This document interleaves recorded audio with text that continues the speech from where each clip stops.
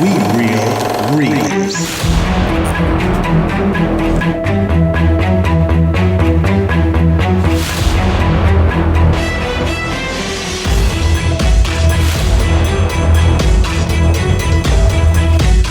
Welcome to We Real Reels, the monthly podcast where we review old movies to find out if they're as good as we remember, or if you just don't remember.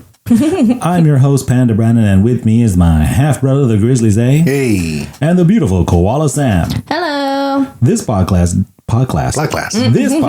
does contain spoilers, and we'll be discussing the movie at length. This is a mature content podcast, so be prepared for harsh language and awkward situations. All sound clips, music, and trailers are only used for review purposes and belong to their respective owners. All right, guys.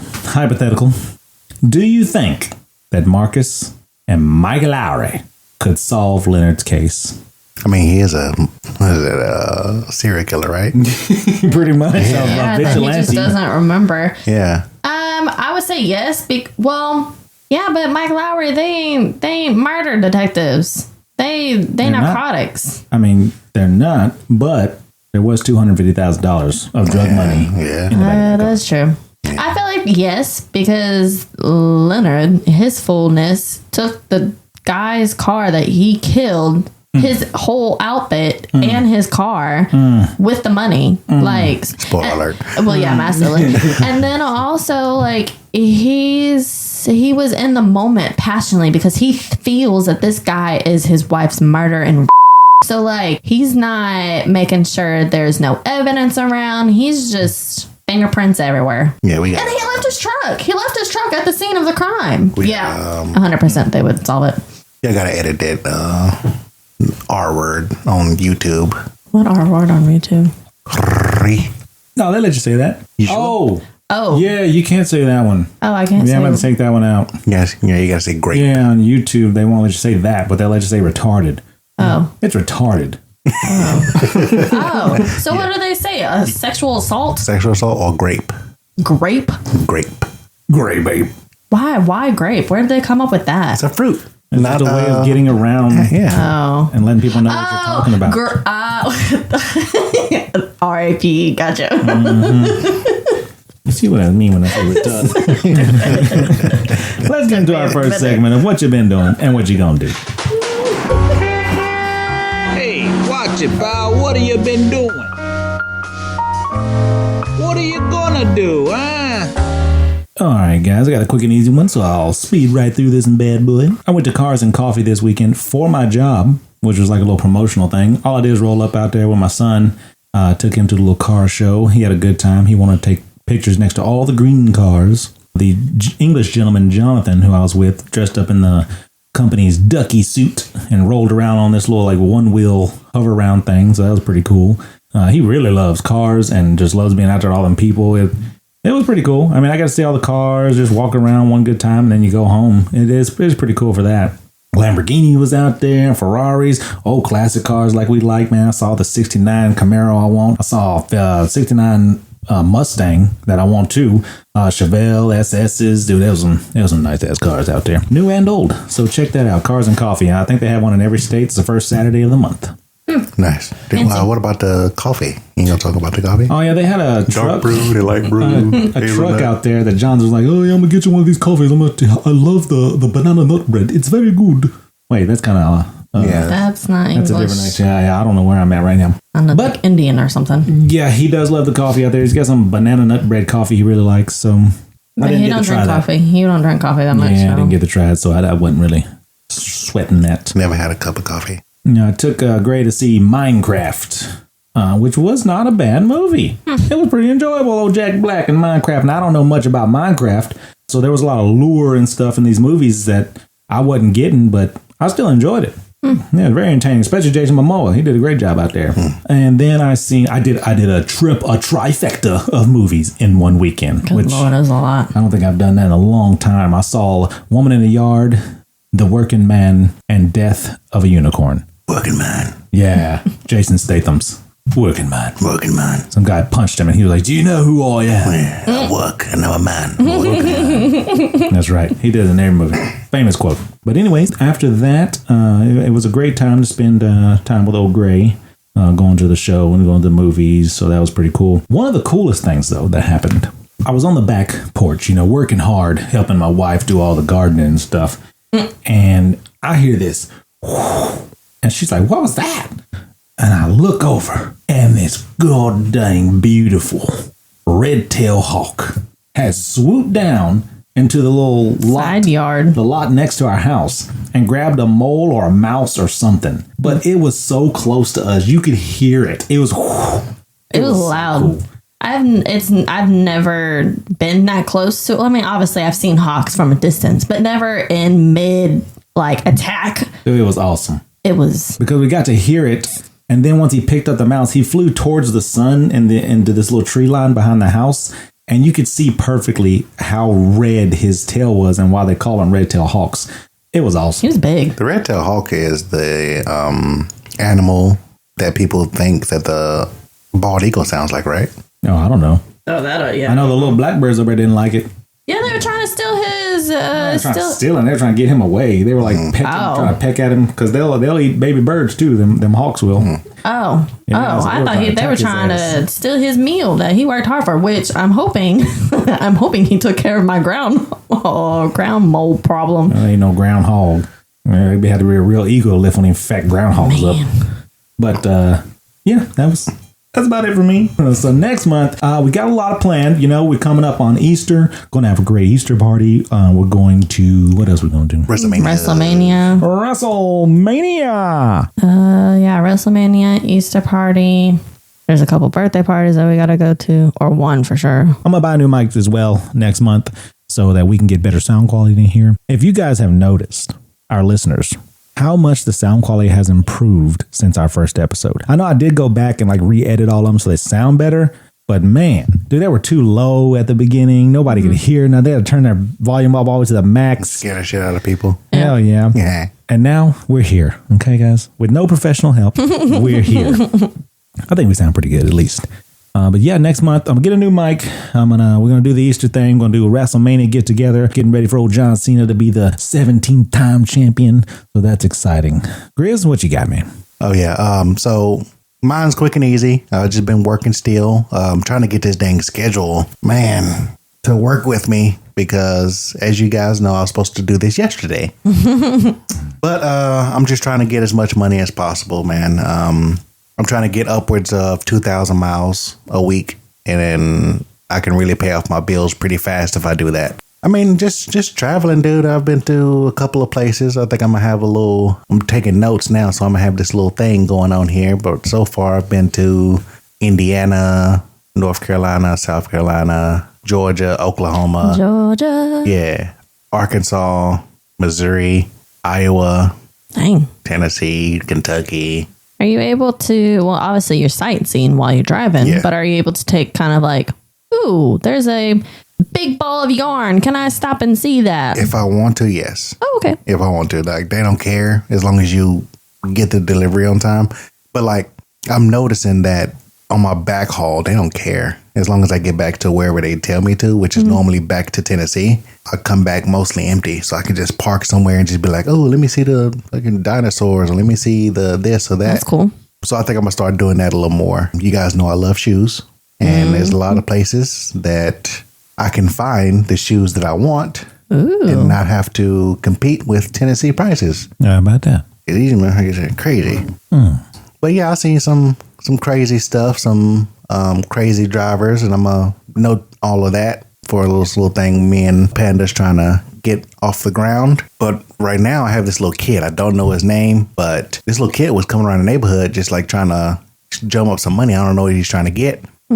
But I had a little family thing last week for Matt's birthday and my brother-in-law's birthday.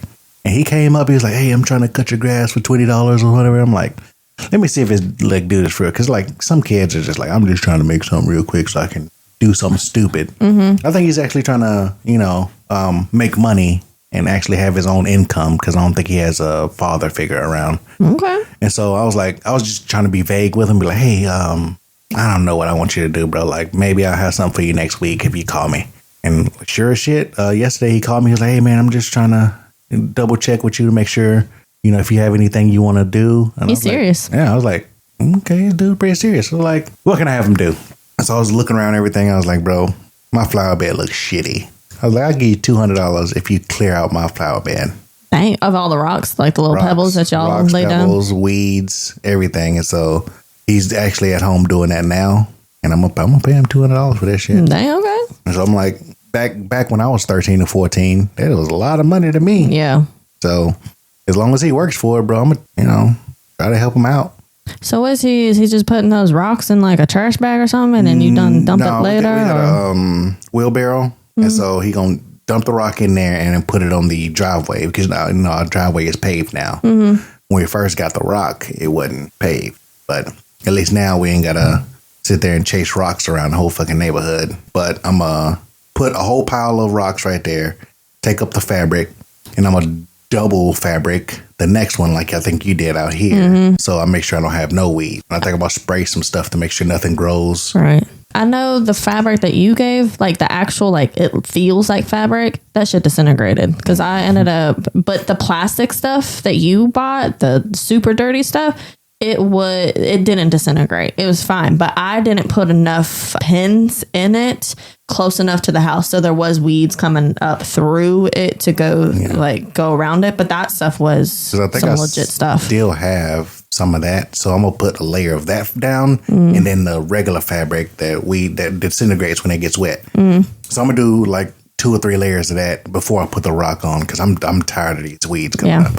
But I mean, for the rock thing, there is a rock glue. We can talk about it. Yeah, how about we make a podcast about gardening next time, and then we'll go on from there. Yeah. I am trying to do stuff with my lawn, but I mean, what can you talk about, But past that, I was trying to pay off bills. I think you guys knew me long enough when I was doing the whole Dave Ramsey thing, so I'm starting that back up because I'm making more money now, and we can actually put my full check towards different bills.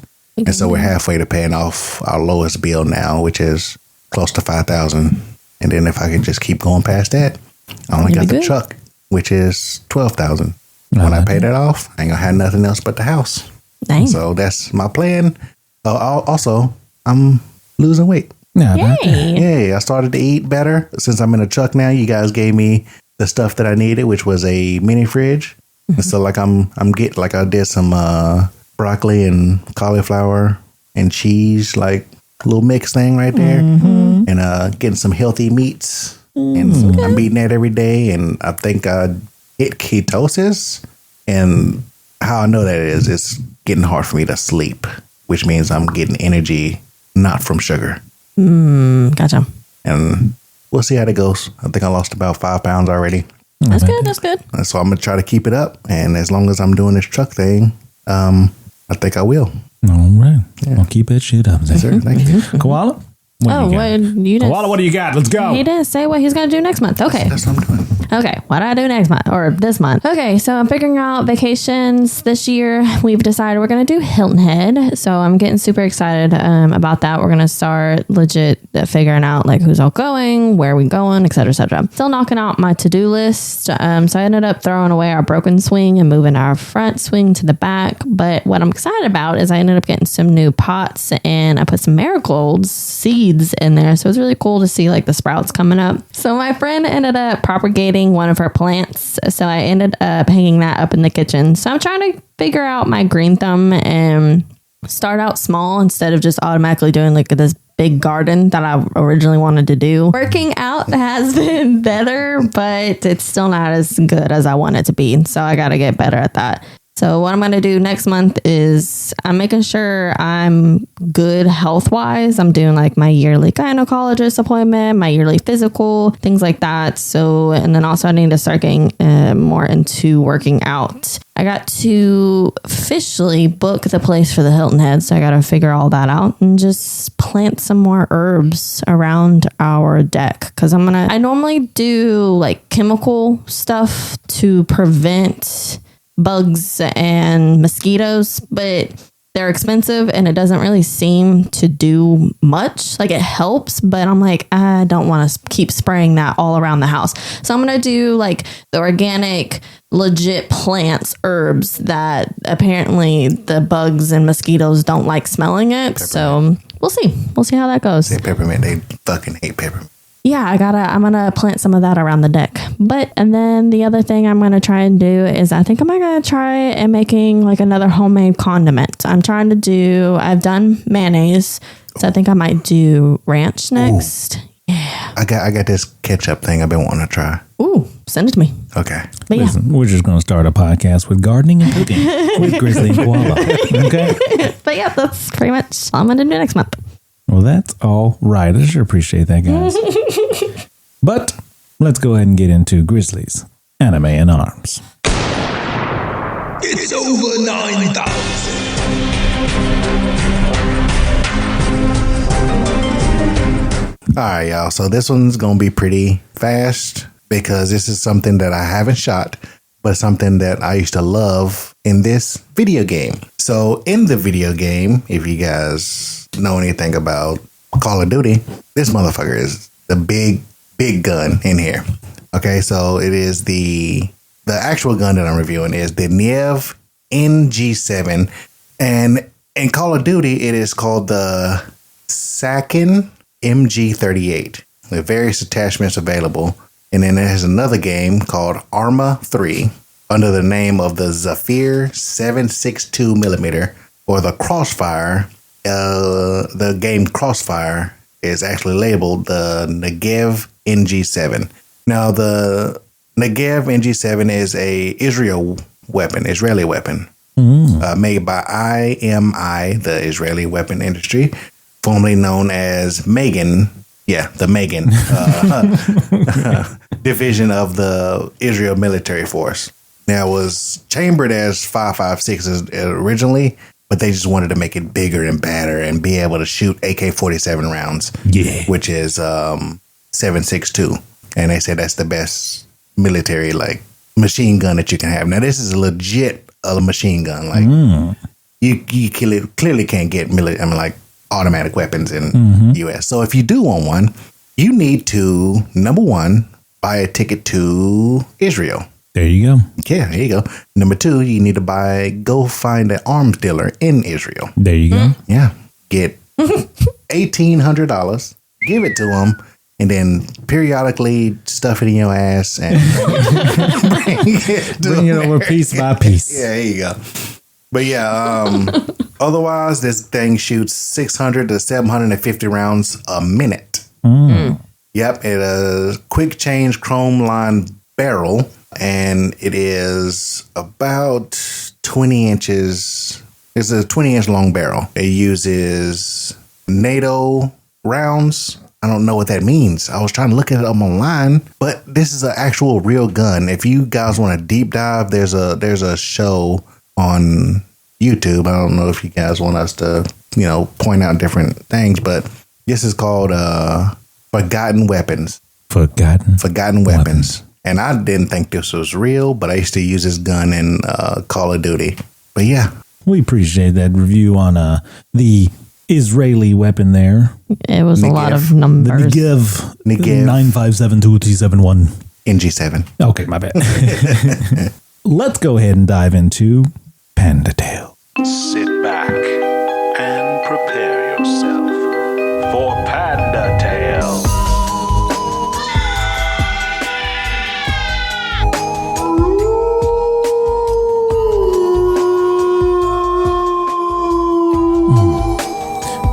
All right, guys. You know that was a real wolf? Killed a baby. True story. All right, guys. This month in Panda Tales, we're going to go over some situations or some cases of people that had real anterograde amnesia. And that's just the amnesia where you can't form new memories. People like Michelle Philpotts, a woman who suffered brain damage in 2 car crashes in 1994, leaving her unable to form new memories and living in a perpetual state of 1994. I mean, that's not a terrible year to be stuck in, but that would suck. This is the same thing we did with 50 First Dates, isn't it? It's the same case, but I didn't do the same story. Then we have Adrian Ellis, who was diagnosed with anterograde amnesia after a fall at work in 2007. Dang. He has clear memories of his life before the accident, but struggles to transfer memories from short-term to long-term, requiring full-time care. Dang. Real stuff. Naomi Jacobs. After a car crash, she woke up in 2008 with no recollection of her previous 17 years. Believing herself to be a teenager, she had to relearn the world and come to terms with the fact that she had a son. She had a son. While she was in a coma? No. Oh, no, she wasn't in a coma. Damn. She was in a wreck, just in a wreck. Wreck it. How old was she? I don't know. So she's an older person, but she believes she's 17? These are just short little... Okay, because that one didn't make sense. Didn't they make a movie about that recently? Oh. I don't think so. Clive Waring, a former musicologist, conductor, tenor, and pianist who developed chronic anterograde and retrograde amnesia in 1985 following a virus that caused massive brain damage. Dang. Henry Malaysian, it says patient HM, I don't know what that means, a man who underwent surgery to remove parts of his medial temporal lobe in 1953 to treat epilepsy, resulting in severe anterograde amnesia and the inability to form new memories. Dang. But he no longer had seizures I was literally going to because he couldn't remember that he had them. And then Heather Montar. Heather Montar is actually a success story because she had anterograde amnesia, but I don't know. So it says something about somehow she was able to form new memories and translate some of them with a link to a special person. So a guy named David had lost his son and she was able to help him find the son, and she ended up connecting them. They become best friends and yeah, they pretty much live happily ever after, but she stays with Michael and his son now. Well, Michael is a son, David and Michael. So yeah, she had a good life after that because they took care of her. How do you think you guys would react to this anterograde amnesia? Because I feel like I was thinking about it, like after I watched the movie, and I was like, I want like a specific pair of Jordans right now because they're coming out soon. And I was like, every couple minutes, I'm gonna be like, okay, let me go ahead and buy these. Oh man, how many Jordans you buying, bro? Let me go ahead and buy these. I would feel like your partner would have your stuff locked at that point, Man, you gotta lock like it wallet, like We got 50 pairs of Jordans in here. yeah. All the same one. She'll take the same Jordans out, don't give them to you. But here you go. You're like, oh, I always wanted these. You'd be the happiest person ever. Yeah, it'd be easy to buy for you. Because my thing is like I wore one pair once after I had them for like a year, and I was like, yeah, I'm probably not gonna wear those for a while.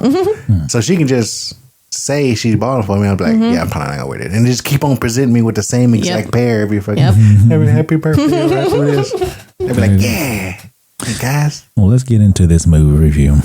But before we do, we always like to enjoy our movie review with a nice adult beverage.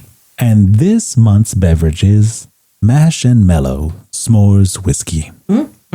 Gather round the campfire and indulge in a sweet taste of nostalgia with Mash and Mellow's S'more Whiskey. This rich, velvety whiskey is infused with a classic campfire treat featuring notes of toasted marshmallow, dark chocolate, and graham cracker.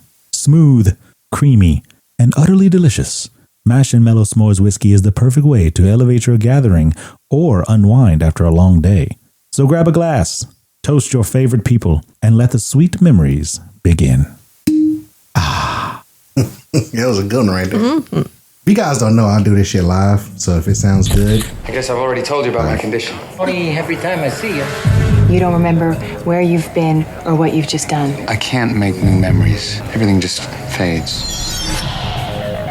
What's the last thing you do remember? My wife, That's sweet. dying. You really want to get this guy, don't you? My wife deserves vengeance. When you find this guy, what are you gonna do? I'm gonna kill him. Somebody's got to pay, Lenny. Somebody always pays. You have to be very careful. You wander around playing detective. Maybe you should start investigating yourself. This guy is so dangerous. He's gonna kill me. Who is he? What do you want from me? I want my Life back! I think someone's trying to get me to kill the wrong guy. You can question everything. You can never know anything for sure. There are things you know for sure. You can't trust her. Even if you get revenge, you're not gonna remember it. You're not even gonna know that it happened. Who did this to you? You did. You don't know who you are.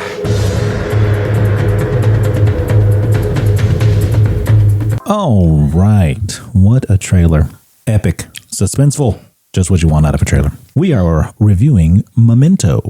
And I will make a clarification. This is not Brad Pitt's Memento. Yeah, I've been going around telling everybody watching Brad Pitt's Memento. I was completely wrong on that. People comment talking about, no, you ain't. You ain't gonna watch that one. It don't exist. So we are watching Guy Pearce's Memento. And where you can watch it at, on Tubi, Plex, Pluto TV, The CW, and Peacock. I will let you know, Tubi has ads. I started watching it there and I immediately got off of it because it's straight up ads. That? No. Tubi's free for a reason. Yeah. Or you can buy it on physical or digital. This movie is directed by Christopher Nolan. Other movies he has directed are following: Insomnia, Batman Begins, The Prestige, The Dark Knight, Inception, The Dark Knight Rises, Interstellar, Dunkirk, Tenet, Oppenheimer, and he is set to direct the new Odyssey movie in 2026. This movie is starring Guy Pearce, not Brad Pitt, Carrie Ann Moss, and Joe Pantoliano. Is that the white guy with the glasses? That's Teddy. Oh, okay. Yeah, that's him. It came out on September 5th, 2000, but in the U.S., it was March 16th, 2001. Other movies that came out in March of 2001 are The Mexican with Brad Pitt. I think this is what I got confused. The Mexican with Brad Pitt. C Spot Run, 15 Minutes, Enemy at the Gates, Exit Wounds, Heartbreakers, and Spy Kids. Dang, Spy Kids was that dang old shit. 2001. Huh. It made $40.1 million on a $9 million budget. Dang. And the plot of that bad boy is Leonard, who's played by Guy Pearce, is tracking down the man who raped and murdered his wife. The difficulty, however, of locating his wife's killer is compounded by the facts that he suffers from a rare, untreatable form of memory loss. Although he can recall details of life before his accident, Leonard cannot remember what happened 15 minutes ago, where he's going, or why. Okay, so in the plot... hindsight already? No, it's not hindsight. The whole entire movie, I'm trying to figure out how long he keeps his memory, because I know it based off of like concentration, but you legitimately said like within 15 minutes. So I guess I need to start reading the plot. I have the answer for that in our last section. No, okay. Facts, huh? Thanks. Well, the first thing we see is him shaking a Polaroid picture, but it's actually being played in reverse. So the Polaroid is becoming less and less clear, but apparently he killed a guy, and we are bringing them back to life. So we're going backwards in time. And then he's in the bedroom of a hotel room trying to figure out why he's there. And he's just explaining what he's seeing and feels to not have the memory of why he's there.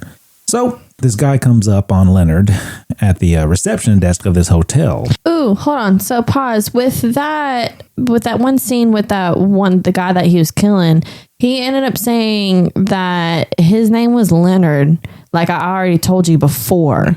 So he said that his name, he remembers that he told the guy his name before, but he has short-term memory issues.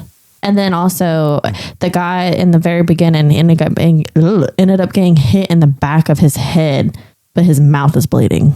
How do you know he's in the back of the head? Because you've seen he hit him in the back of his head and he fell down. And then when he got up, his whole entire mouth was just red. When you fall down on your face, you could hurt your face. So this guy comes up to Leonard at the receptionist desk in the lobby of this hotel, and he says his name, "Hey, Lenny." It seemed like Leonard didn't like him very much. He was just like, "Call me Leonard, not Lenny." So they go out to the car, and the guy tries to get him into his car, but he's like, "No, that ain't my car. Here's a picture." And Leonard shows a picture, a little Polaroid, that he had taken of what appears to be his car. He said, "You trying to be funny?" So they ended up riding to this abandoned factory, and the guy's trying to talk Leonard out of it. He's like, you don't want to be here. You don't want to go here. I don't know why we're doing this. Roll your window. It's a little cold. Well, apparently, he said that? Yeah, apparently his window was broken because Leonard tried to roll it up and just glass shards come out. We don't know why. But yeah, he's trying to say you don't want to go there. It's a bad place. But Leonard's like, nah, I need to see something. So Leonard goes inside and checks this picture, and one of them says, for the guy he's with, Teddy, it says, don't trust his lies. He is the one. Kill him. So Leonard's already like, all right, well, picture says, got to do it. So this guy, he comes in, and Leonard says to himself, I finally found him. How long has it been? And when he gets in there, he ambushes the dude. He puts a gun to his head and says, beg for my wife's forgiveness before I blow your brains out. And the guy says, you don't know who you are. You don't know who I am. Let's go down to the basement. You'll figure out who you really are. And before he could move, Leonard shoots him. Boom.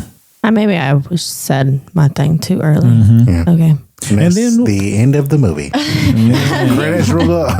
I'm trying to remember like which scene you're at, and it's just like so many times you go backwards. So I'm like, oh crap, I missed it already. Go ahead. Sorry. Well, then we go back to this black and white scene where he's still in that room and she's checking everything out, and he has a good talk.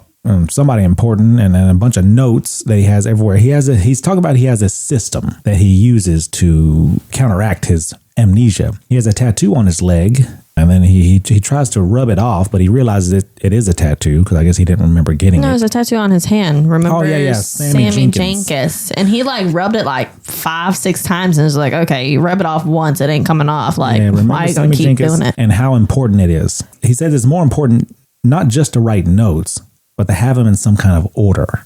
Then after that, we go back to the in color scene, and Leonard is writing on that picture that don't trust his lies. This is the one, kill him. He's talking about Teddy. Then he goes out of the apartment down to the reception desk and starts talking to the guy there, and he explains he's got the memory loss, which... Dude clearly was giving him a look like, bro, you told me this like 7 times. Yeah, which kind of made me think, if he has short-term memory loss, how does he remember that he has short-term memory loss? He shouldn't be able to remember anything after the accident. So how does he know he has this condition? That's a good point. I didn't even think about that at all. That's what made me think there. But he's able to explain it to everybody like he does. I don't know. Because, it was after the accident. But that is Bobby Munson from Sons of Anarchy. I'm like, hey, that's one of the bikers. Or he's Harvey Bullock from Batman Begins. Oh. Mm-hmm. He's always Sons of Anarchy. But also, if I was someone that's being told several times that the other person has memory issues, I would just believe him, not keep acting like he's lying or being a douche. Because I feel like that Bobby Munson character, he's kind of being like, okay, you've already told me, but I don't truly believe you. I mean, it's kind of hard to believe, you know? I mean, you don't trust people. People crazy. They try to get over you in any way they can. Which he got over on him later on. Like, well, the guy asks, "What's the last thing you remember?" And Leonard says, "My wife." And then he asks the reception dude, "Is my condition going to be a problem?" And the reception says, "Guys, no, not as long as you remember to pay the bill. It's $40." That's when the reception guy sees Teddy coming in and tells Leonard, "Hey, there's your friend." Leonard says, "It's not my friend." And then, how does he know he's not his friend? Then we see the beginning of the last scene. Hold on, guys. For him and Teddy. How do we know this guy's not every time he comes to the window? Just remember to pay your bill, $40. Yeah. Remember to pay your bill, $40. Remember to pay your bill, $40. I don't know getting money, bro. Money and paid by the Actually, where the hell is this motherfucker getting money from? Because he doesn't know what's in the trunk. Probably Teddy. No, because he had an insurance job before, so he probably has money, and his wife died that he believes he knows 100%. So he probably got 100 money in the bank. So if he didn't change that information, then he has access to the ATM to get money out or to use his bank card. Would be my assumption. I don't think did they have. I guess they had bank cards back in 2000. I don't even know when this was. Yeah, 2001 when they were still using Polaroids. Mm-hmm. Well, he goes back to that factory place, and then we go back to the black and white scene where he's still talking about the importance of having a system and keeping notes, and you learn to recognize your own handwriting. And you got to be careful because people might write stuff for you and confuse you. So you got to keep a lot of pockets, certain things in those certain pockets. And he's starting to shave his leg because one of the notes said to shave his leg. Okay, if I see a note on my hand and then also a note to state to shave a leg, I would just remove all my clothes to see what else is going on. And then also... Wait. So you're telling me I need to put some notes on you, huh? And then also, when you see the scene where he has the bucket of water right next to him, first of all, why in the hell is that water so damn hot? Because you see a whole bunch of steam coming up. And then second of all, why are you going to bring all that stuff into the bedroom? Just shave your damn leg in the sink, by the sink or the shower or whatever. Okay. Go on. Well, he sees something on his chest, and then the phone rings. He asks, "Who is it?" And that's the end of that scene, because we go back to the in-color scene, and he's in a public restaurant washing his hands, and he sees this, remember Sammy Jenkins tattooed on his hand. He found it, noticed that there's more tattoos on his forearm and wrist. Before he can look, someone comes in. So he leaves, and one of the waiters comes in and says, "Hey, you forgot this." It's a key to the hotel room and a picture. So he goes to the hotel room, goes inside, and starts looking at his tattoos and seeing all of the writing. Okay, I have every single tattoo that he has down. So remember Sammy Jenkins on his left hand. Find him and kill him, diagonal on his chest. She's gone, time still passes on his left bicep. Consider the source, memory is treachery on his right bicep. Photograph, house, car, friend, foe, which is in a weird triangle upside down thing on his belly. Don't trust your weakness on the left side of his belly. And then notes can be lost.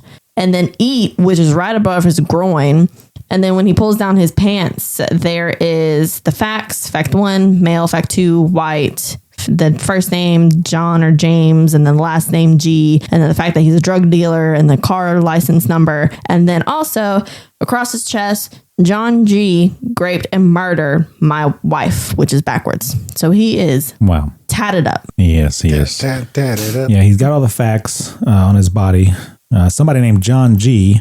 assaulted and murdered his wife, and he's got his little packet that the waiter had given him with information about John Gallows or something like that. And he realizes that this guy told him his name was Teddy. So he sees the facts on his tattoos with matchup with the license plate, the initials of his name. He figures that this is the guy who assaulted and killed his wife. And this is when he writes down, "It's him, kill him." So we're getting a theme that we're moving backwards in the movie. Which, you remember how it said that he had to shave his left thigh to be able to read? He doesn't have to shave his thigh to be able to read that tattoo. The hair's not going to, even if you have super hairy right there, you can still see the tattoo. We don't know how many times he done shaved his left leg, bro. He probably does it daily. Or hourly at this point. So when we go back to the black and white scene, he starts talking about Sammy Jenkins and his process with the notes.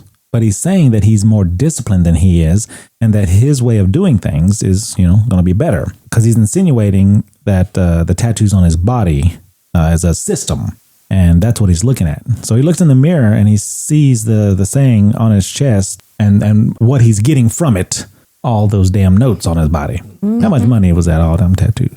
Well, later on, you see that he inks himself. Well, we get back to the in-color scenes, and he's rolling up at this diner restaurant. He goes in, he reads this little picture that says he's supposed to meet Natalie. She will help him out of pity. He goes and meets her and talks to her, and she has information on the license plate that she had ran for him, or she had a friend run for him, and it was the John G. Gamble. But she also seems annoyed about his condition, or just annoyed in general. She seems bitchy. The guy he's looking for, and she asked him to remember his wife. And she's like, "No, don't recite it. Close your eyes. Remember her." And so he does. And he tells her a little something sweet about her. And she's like, "Take care. Oh, and here's your room key." She seems uncomfortable after he explained. I got the vibe that she was uncomfortable. Well, she says you left it. Fascinated with. Sorry. She said you left it at my house, and then he gets up and walks to the restroom, which was the beginning of the last scene we seen that was in color. So we're getting this pattern now that we're moving backwards, but forwards at the same time. But at least they let you know in black and white, hey, this is the end of that, so we're not going to go past. I hate those movies. They're like, you've seen that whole thing, but then they'll still do it. And it's like, bro, why are you going through the whole thing again? Cut it off now, like this movie does. It's really good. Well, we go back to black and white, and he's on the phone with someone, still explaining the Sam Jenkins story. Which, who in the hell is he talking to so damn much? And how he was in the insurance investigator business. We'll let you know later.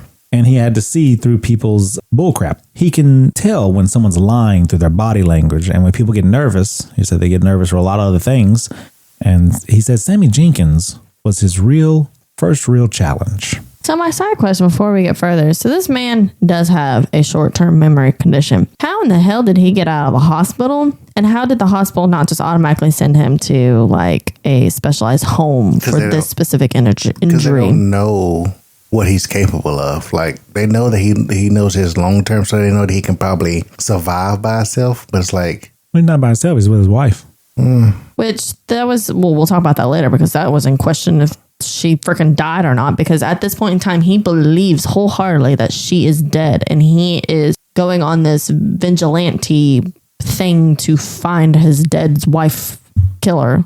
Well, we go back to the end color scene. He's about to start his car up and leave when Teddy jumps on it, and he says, "Hey man," like they're old friends, and he says, "Come on, I'll buy you lunch." See Teddy a lot already. And so they go to the diner and they get to talking, and Teddy starts talking about John G. and how he shouldn't be looking for him and how he just needs to leave and that it'd be safer for him. Leonard says that the guy destroyed his ability to live until he says, Teddy says, "Well, you're living." Leonard says, "Well, only for revenge." And Leonard realizes he left his key in the room. Possibly, maybe in the room. So he goes back to the hotel and talks to the guy at the reception desk and says, "Yeah, I already know you." Hello, Leonard. Yep. And he takes him up to the room. Which is the wrong room. Yeah, they don't find his key. And the guy says, "Oh, crap. This isn't your room. You're 304 now." And Leonard says, "Well, how is that possible? Because I got these notes here." And he's like, "Well, you used to have this room. Now we rented you another room. The management's told me to do that." And he says, "So how many rooms am I renting?" Two at the moment. Yeah, just two. So he like legit is scamming this guy, legit telling him about it, and just totally fine with it. Like I said, how many times, motherfucker? Actually, $40 for a room is fucking cheap as hell. Right. But I mean, how many times is motherfucker getting $40 from? Right. Well, I mean, he's being honest about his lying. Leonard reads a picture that says "Meet Natalie at 1," and he asks, "What time is it?" And he says, "It's almost time." He leaves and goes to meet Natalie, which was the last scene we've seen where he met Natalie. What are you laughing about? It's almost time. I don't know. Oh man, he said it. He has a note saying "Meet Natalie at 1." He asked dude, "What's the time?" Dude said, "It's almost time." He said it's like a quarter to 12 or something like that. It's almost time, nigga. Get out of here. I got quick notes. Yeah. I got quick notes. Okay. We go back to the black and white, and he's telling about the Sammy Jenkins story, and he's really getting into it this time. How the guy had wrecked, and he couldn't remember anything, but for a couple of minutes, he was sent to investigate. And the guy's watching TV, and he forgets after a couple minutes, but he could do the most complicated things, like give his wife insulin injections. So he knew how to do that without a problem, but every time he sees Leonard, he gets this slight look of recognition. But he could just legit be a nice person and be like, "Oh, hey, like, how are you doing?" Just like he's busy paying attention to TV, but then he sees someone. It could just legit be anybody and be like, "Hey, how are you doing? Nice to see you." But he says he can't remember at all. So Leonard says that he can read people, and he's thinking this is a bad actor. So he wants to dive in a little more on this investigation. Well, we go back to the end color scene, and he's waking up Natalie in Natalie's bed. He doesn't know who she is or why he's there, but she wakes up and she tells him she's going to talk to her friend today at the DMV about the license plate. And he kinds of confused as how she knows that, she says, "You have a tattoo on your leg." And Lenny says, "It's great that you're helping me like this." And she says, "I'm helping you because you helped me." Which I want to know what he helped her with. She says, "So the next time you see me, will you remember me?" He says, "No." And she pulls him down for a kiss, and she says, I think you will. So like, my whole thing is that I was trying to notice stuff because I was like, I'm gonna pay attention to everything in this fucking movie.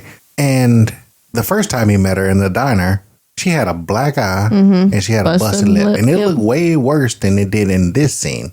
So I was like, what the fuck happened? But then you haven't gotten to that part before it let you know like what actually happened. But between this part and the diner, She should still have that fucking black eye. So unless they met up before she got the black eye. Because she still got the busted lip. She got the busted lip right there? Yeah. Oh, I didn't see that. Yeah. But she doesn't have the black eye. That's why I was like, what's going on? Yeah, that's weird. But I mean, I get it could have just been like she got her hair. Yeah. Yep. Okay. But she don't wake up with it. Yeah, I didn't see that part. Okay, I was trying to focus on everything, but this is the mishap in the movie. Go ahead. Good catch. And then also, does she think that he's lying about his memory thing? And then with the kiss, does that automatically imply that they had sex? Because they woke up in bed together. Anything. But he says, I'm sorry. And she says, before you go, can I have my shirt back, please? That's when he gets in the car and tries to leave. And Teddy jumped on the car, just like in the beginning of the last colored scene. And it goes black and white. Black and white indeed. And he's saying that Sammy should be able to learn new stuff like riding a bike, but that he doesn't. And they do a test on him with these objects. Some of the objects were electrified, and they kept repeating the test.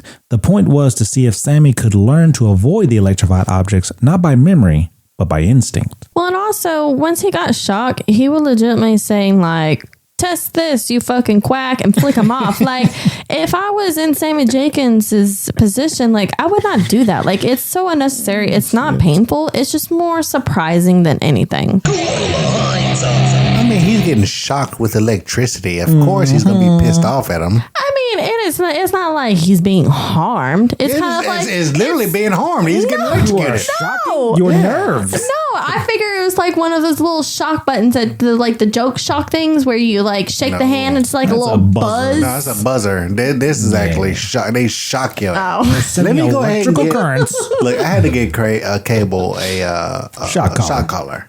Did you put it up against your neck and bark? No, it's Why not. the fuck would he do that? Because my dad. My dad did that. YouTube. I'm not retarded. All right?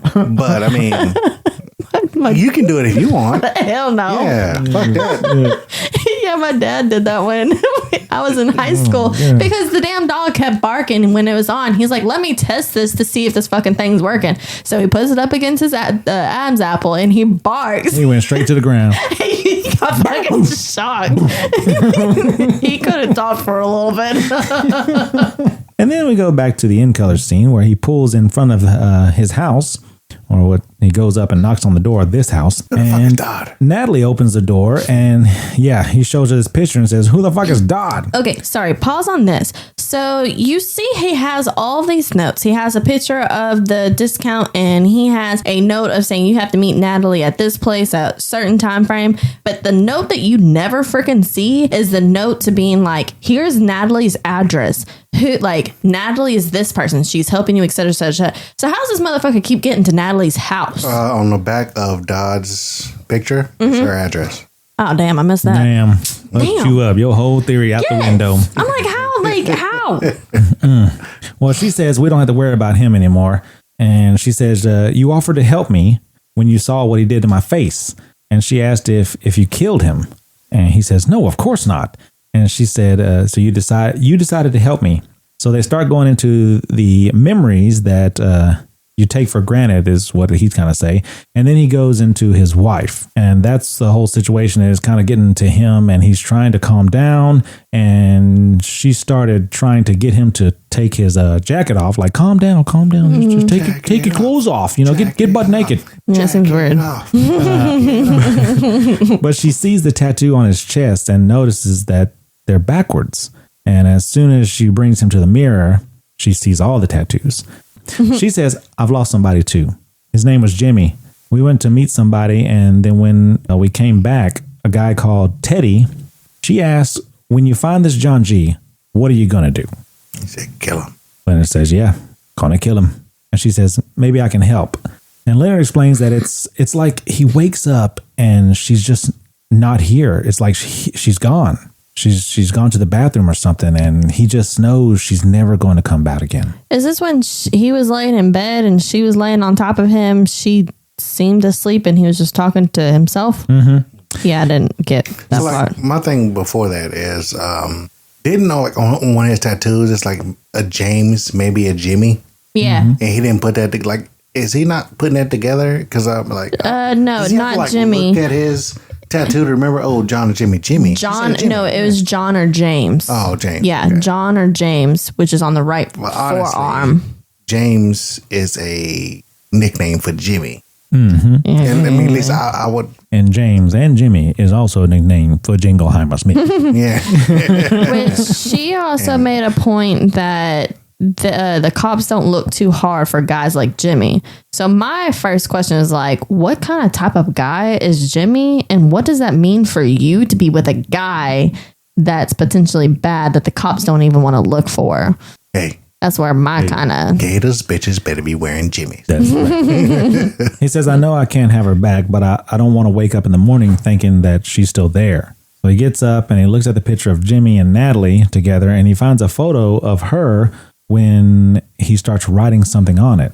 She has also lost someone. She will help you out of pity, is what he writes down. And then he lays back in bed and she kind of cuddles up to him, and they're both missing that piece in their life. But there was one point in time, I think, when he said there was a question, how is he supposed to heal if he doesn't remember how long has it been? I think that's a legit question. Like, it could, like, you don't know the time frame as it been, but it could legit been like 5 to 10 years. And he's just going on this cycle. He himself is not healed because he believes that he's on this like vigilante mission. Well, I don't know about vigilante, but vengeance for sure. So we go back to the black and white where he's explaining more about the Sammy Jenkins story and the test that he's going through here. And the same results are the same every time. He grabs the shocked items and he flicks off the doctor about it. And he's saying that Sammy's case is psychological, not physical. So they turned down his claim on the grounds that he wasn't covered for mental illness. That's pretty fucked up. So Sammy's wife got stuck with the bills. That's pretty messed up. And he, Leonard, got a big promotion. And he talks about conditioning and acting on instinct. Then we go back to In Color and we get a few flashes of maybe what happened to him the night he lost his wife. And he's waking up and he doesn't know where he is. He finds a gun in the nightstand and then a guy in the closet tied up. That's when the guy knocks on the door and he says, it's Teddy. And he comes in and he sees the guy in there and he says, oh, what are you doing in there? So Leonard asks him, he says, what's your name and who did this to you? And his name is Dodd. And he says that Leonard did this to him. So they come up with a plan of marching him out of the hotel room with a gun to his back. Teddy says, why would I have a gun? And Leonard says, I have one. I don't think it's, I think it's his. They wouldn't let me have one. Hey. They shouldn't let me have one. I got a hindsight. Oh, what is it? What is it? Okay, so I'm kidnapped and only my hands are tied behind my back and then my duct tape is on my face. Stand up, kick the fucking door down, bro. Come on, what the hell's going on? Your feet is not even. You gonna get shot right in the head because he got that gun in the nightstand. Wait, he asleep. How he know, bro? As soon as I would have heard, oh shit, I can get up right there. Well, Teddy tries to get in with him and he says, no, take your own car. So they drive, I guess, out of town, and Leonard gets out of the car and tells him pretty much, don't come back or we'll kill you. And he gets in the car with Teddy and he says, so what are you going to do now? And Leonard says, we find out what the F that's about. And he heads to Natalie's address and says, who the F is Dodd? Which is the beginning of the last scene we've seen. Mm-hmm. I'm a little, they didn't want to kill Dodd because they didn't want that on their conscience or whatever. But they didn't want to leave him at the hotel because then he could call the cops immediately and because they know his faces. But they literally let him go. So he could still call the cops on them. Like, I don't understand what the difference was to being in the hotel, being left in the hotel, and then just getting your car and able to leave. I don't think he's the call the cops type. It's still stupid to let him go. No, I'm just saying he might get in trouble too for a lot of stuff he's done. Dodd's not really a nice guy, okay? Yeah, but you don't know he wouldn't be getting a job at Walgreens. You know what I'm saying? That background check ain't gonna come back too good. Well, then we go back to the black and white scene where he's shaving his leg and he's talking on the phone with somebody, telling them about the Sammy Jenkins situation, saying that he never said that Sammy was faking, just that his problem was mental, not physical. And she couldn't understand that, talking about his wife. Which I don't understand, because at this scene, she was freaking out about an Ellen. Like, Ellen called or something along those lines. Like, she herself is not adapting to the new Sammy. And she is just getting upset about him not remembering. Like, this man has a mental illness going on. Like, she needs to adapt to his new. She's making herself upset, making him upset. She needs to adapt. This bitch was ridiculous. Yo, man, bitch. So we're back to the in-color scenes, and he's waking up realizing that he's in a bathroom holding a champagne bottle, and he says, I don't feel drunk. And so he's in the bathroom, so he's just like, hey, I'm going to take a shower. I'm a little stinky. He gets into the shower and turns on the water. That shit's going to be cold as hell. You got to turn the water on. You got to wait for it. No. Hotel immediately fire. Nope. And high pressure. You got to wait for it to warm up. Highest pressure you ever seen. You got to wait. Here's a toilet. He hears a toilet flush, and some guy comes in, and he's just as soon as he opens his door, he just attacks him. I don't get this. Yeah, like, where was the toilet at? Did he just take a shit while he was watching this dude take a shower? And he's like, oh, wait a minute.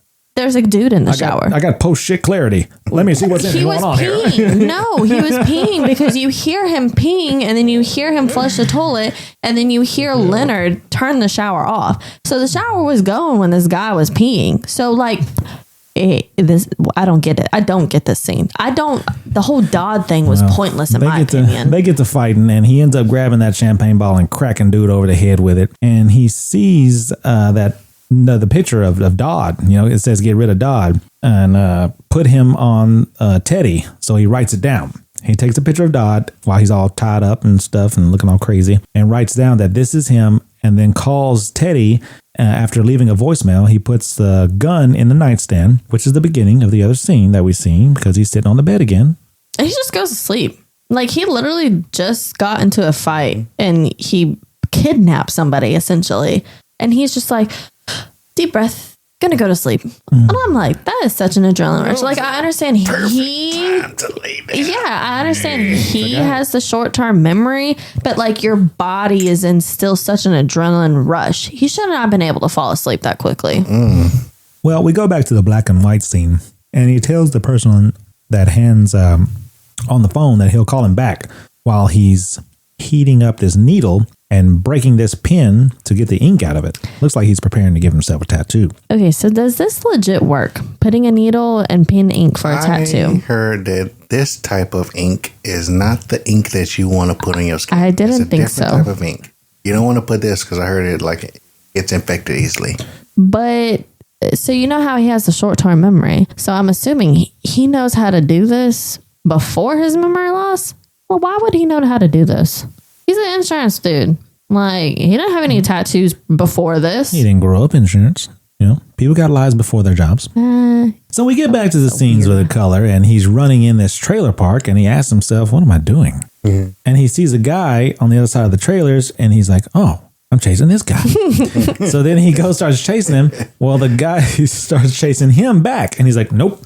He's chasing me. He shoots at him. And so he runs, gets in his car, and goes back to the hotel, where he goes over to this hotel room, where he puts up his credit card in the doorway, knocks on the door, and waits and looks for the peephole. And when it goes dark, he kicks the door in, thinking that it was the guy that was chasing him. Why would he beat him there? I don't know. Or maybe he had a partner, he assumed. I don't know. But he knocks this random dude out, and he's like, oh, sorry. And he ended up seeing that it was a 9 instead of a 6. He's supposed to be going to the 6. But also, does this whole credit card getting into the lock even work? Yeah, back in late 90s. Yeah. Early 2000s. Yeah, yeah. You can slide a credit card right in there and get in any room you want to. Before they used to have credit cards. You know, so they didn't have to worry about that. They didn't have to worry about that shit. Gotcha. Now, like everybody's got that shit, and they breaking motherfuckers' rooms. It used to be a problem back in the day.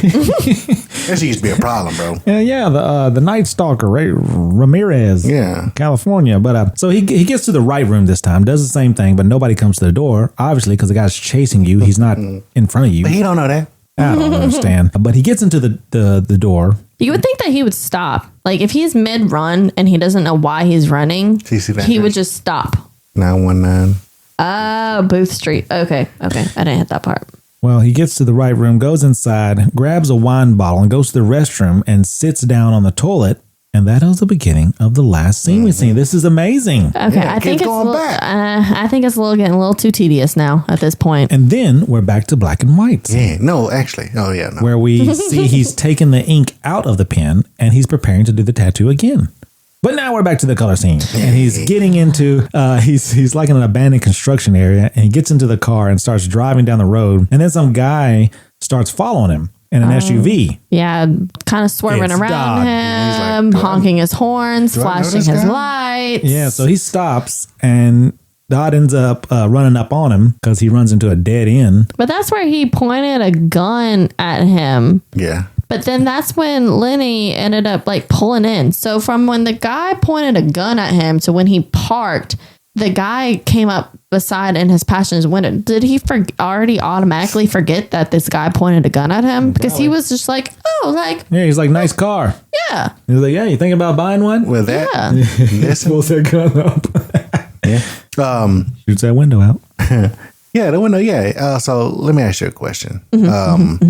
Let's assume that we've seen the movie and everything's done. What is the purpose of Dodd? Like, I don't know. He's not an ex-boyfriend. He's No. not the drug. Like, why He's does she something to send him? do with Jimmy and Natalie. Natalie's wanting him to kill Dodd for her own personal reasons. But We'll get it's to it, guys. We'll get to it. oh, so it did get explained and I just Yeah. completely missed it? Yeah, I missed it too. Okay, because I'm just like, he's a pointless fucking character. Yeah, I thought it was too. Well, anyway, this is where the chase starts through that trailer park, and Leonard's trying to get the hell away from him. So he starts running to the trailer park, and this is the beginning of the previous scene was in color. Oh my God! And then we go back for a short black and white scene where he's about to do the tattoo on his leg when somebody calls the phone, and he says, "Who is this?" And then that's the end of the scene. So then we go back to in color, but this time it's nighttime, and he has a paper bag, and he gets into what we assume is his car and drives out to this abandoned factory area again. A lot of this in that movie. And he starts burning like pallet wood, creating this fire where he's burning stuffed animals, hairbrushes, a book, all the stuff that reminds him of his wife. So we already, like, later on, we know it is his wife's stuff. Why is he burning it? Later on, it's not it. His wife's stuff. Well, I know asking about the... Is that too? he goes to a flashback while he's burning this stuff, and he's asking his wife, haven't you read this book already? Oh. And he said, I thought the point of reading the book is to find out what happens next. And she's like, I'm not reading to annoy you, so let me just read it, please. I 100% understand somebody rereading it. I can reread a book. I can reread my favorite books yearly, maybe even up to twice a year. You just want to get back into the favorite characters that you have and just be able to like relove them. No, don't agree with her. Even She has anterograde amnesia. I can't read. And there you go. Yeah, so I'm retarded. you just get invested in the characters and you want to like re-get into the world. Fact of the day.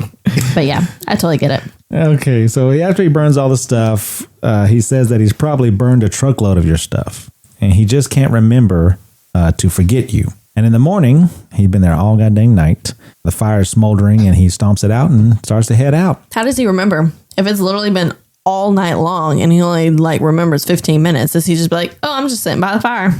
Well, that's when we go back to the black and white scene again, where he's on the phone with some mysterious person, and they're giving him information about John G, about being a drug dealer. And he's like, oh, wait, that tracks with what I've been doing. Let me look this up. Let me get this big file of books I have here. God dang. Yeah, he slaps that shit on the table. Table almost breaks. And he says, I summarized my stuff. So he's trying to keep everything short and sweet to remember. And then he said the cops didn't really look for John G because they just found what was in the car, and they just said it was like a drug thing gone bad or something. So they didn't look any more into it. Then we go back to the end color scene where he's waking up in bed. He reached over, which is where his wife would have been, and she's not there. He starts calling for her. He gets up and goes to the bathroom, and he's getting these flashes of memories of what happened that night to his wife, where the guys broke in and assaulted and killed her. Well, he opens the door, and it's a call girl in there, and she's sniffing this little line of cocaine off a little mirror. And she says, was I supposed to lock the door? And he's like, no, but I'd like you to leave now. And then he walks out to the car with that little paper bag just like in the beginning of the last scene. And oh my God, this is crazy. They are painting a picture here, and these scenes are very connected. And I just wonder what the movie would look like if you took out the black and white scenes, put them all in the beginning, and then put the color scenes all at the end and made it one linear movie. It would have flowed better. I wonder what it would, in my opinion, been like. But so we go back to the black and white scene with him on the phone, the mysterious person, and he doesn't believe that it's the cop story of this guy being a drug addict, and he needed to get a hit because they found a stash in his car, and the stash was too big. So he thinks this is more than just that. And the person on the phone gives him the idea that it's a drug dealer. So he's like, oh, let me write that down. He says, now we're getting somewhere. And then we go back to Color, and where he's going to a hotel for the first time. He takes a picture of the sign, goes into the room, and sets up his base of operations. When he's done doing that, he calls for an escort service. Was there legit prostitution services in the phone book? Just escort services, okay? Okay, but escort is prostitution. No. Escorts Legally, do suck dick and have oh sex. my God, they do not do that. Yes, they do. Legally, escorts are escort you from one place to the other. Yes. And be arm candy. Yes. And then you pay them extra to suck your dick. You don't say that part. That's not on the receipt. Yeah. But when she shows up, he tells her what he wants her to do, which is when he falls asleep, to go to the bathroom, close the door, and slam it hard enough to wake him up. And then he wants her to place these things around the room as if they're hers. It's so awkward. And she's like, you want me to use this? He said, no. I don't want you to use it. I just want you to place them around the room, as if they're yours. This is what I'm saying, that he don't know how many times he's burned this stuff. That's why I said, it's probably not her stuff. He probably already done it, and he probably just bought stuff to look like that, and just I feel like this is another pointless scene. Like how you saying Dodd was a pointless character. I feel like this is pointless. No, it leads us, connecting us to the last scene. Yeah, but it explains the call girl. Take out the call girl. Take out the burning of her items. Like, take out all of that. Like, it's pointless. Well, I think he was trying to help himself remember that night because he wanted her to recreate that night for him. And I don't know, maybe he was just experimenting. But he doesn't have memory issues with that. He remembers up until when he got hit. So he should be able to remember everything from pulling the gun, going in and helping his wife, et cetera, et cetera. Like, that was before the attack. He's in insurance. He's not a doctor or anything. So he's trying, I think, different things to maybe help him remember more. So I love how the times that he was doing the fire thing, that he stomped it out, just like Smokey the Bear. Only you can prevent forest fires. So that's a deep memory right there, man. Smokey the Bear. Well, then we go back to the black and white scene where he's still on the phone with this mysterious person talking about Sammy Jenkins' case and how after he concluded that Sammy's problem wasn't physical, it was mental, Sammy's wife comes up to the office and she asks, what do you think? Sammy can get new memories or is he faking it? I don't think the wife is a good caretaker. She's not a good person. And he didn't really want to answer. Well, women operate off of emotion. So she wants to believe that she wants her husband back. Yeah, she wants her husband back. So, and the fact that he's not coming back and probably never will destroys her. But she withheld food from her husband, got him to hide food and snacks everywhere else to test him. Like, how many tests does this bitch need for her to believe that he truly has memory issues? I mean, enough to do what he did later on, but I mean, like, that's messed up. Like, she gonna gamble with your life because of this? It's so stupid. And then also, she's talking to an insurance person. I'm sorry, insurance, like you said, is not a medical professional. She should not be asking opinion to this dude. She got her hopes up from a guy that's not a professional. That's probably true. He says he doesn't want to answer the question because this could be up for appeal. And she's like, I'm not going to appeal it. I just want to know what your true thoughts are on Sammy. And he says, I think Sammy should be able to form new memories. But he's not a medical professional. He gave her an answer and he said that he thinks that he gave her what she wanted. He thinks he was helping her. That's what he thought. So we go back to the So I don't understand how he thinks like And that's we gonna just get help. interrupted. No, because like you're trying to get past the scene. I'm still stuck on this bitch because how does she feel? Like how does he think that that's gonna make her feel better? He legitimately just gave her false hope of being like he is for real faking it. He should be able to make new memories. Like I feel like she just needed that one little extra step to do that test later on, and like. So stupid. This woman irritates the hell out of me. Like, just think about what would you do? I would not do that. If you were Bucko 5. Dude. 4th of July. That's what we're doing. Yeah, that's the one we need to review. What? Team America. Team America. Oh. So we go back to the in color scene, and he's walking out of his house. He gets into the car. He's been driving, and Teddy's in there. Oh, Natalie's house? And he kind of stares at him, and he's like, "What are you doing?" He tries to kill him, man. And Teddy's like, "No, it's me. It's me. I'm your friend." He's like, "How do I know that?" Sammy fucking Jenkins. And so he tells him it's kind of dangerous for him, to be hanging around just in a car like that. But Teddy tells him it's kind of dangerous for you to be hanging out with Natalie. He tells him not to trust Natalie, and he needs to write this down now. And she's only out for herself. Which Lenny seems a little weird with Teddy in this scene, with just like questioning it. So when he did end up writing, did you see that he didn't write it in his actual handwriting? He wrote it in different, because this whole entire time he's writing in like big caps. Mm-hmm. But in that scene where it says "don't trust her," he wrote in lowercase. So yeah, notice that. It's a good catch. Yeah. All right. Well, before he gives him this recommendation of a place to stay at the hotel, and then Leonard goes straight to the hotel. Then we go back to the black and white scene, and he's trying to explain how she, the wife, shouldn't have come to him to ask him about the Sammy Jenkins situation. He's not a doctor.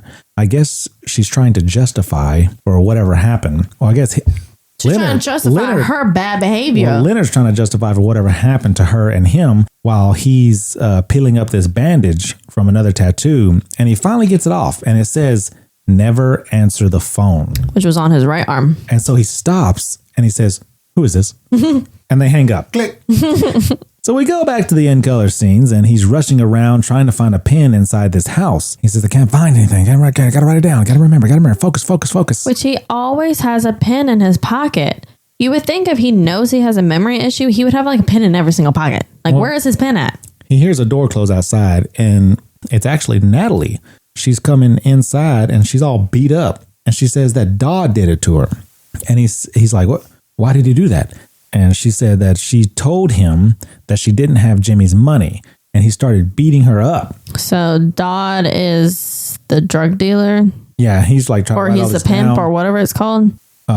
No. What's the head like? It's like, who is it called when like it's the main drug dude? Like the Jimmy is the drug dealer because he's going out and actually doing the footwork. Mm-hmm. What's the head honcho? The supplier. Yeah, so Dodd is the drug supplier? Possibly. Okay. Leonard says, "I'm going to go find him, give him some bruises." And she says, "Well, that's kind of dangerous, so I don't think he should do that." And he says, "I'll be fine. It'll be fine." And she got a pen. And so she grabs a pen from this purse. And while she's grabbing the pen, he's kind of like, I don't know, I guess he feels some pain in his hand, because he looks at his hand, his knuckles kind of like he's punched somebody or something. But he writes it down that he starts to leave, and she says, "Be careful." And he said, "Well, I'll be fine." And that's when he gets into the car, and Teddy's in the car, and that's when he gets angry at him and tries to kill him, like in the beginning of the other scene. Yay! Oh my goodness. It's all coming together now. It's crazy. It's just amazing.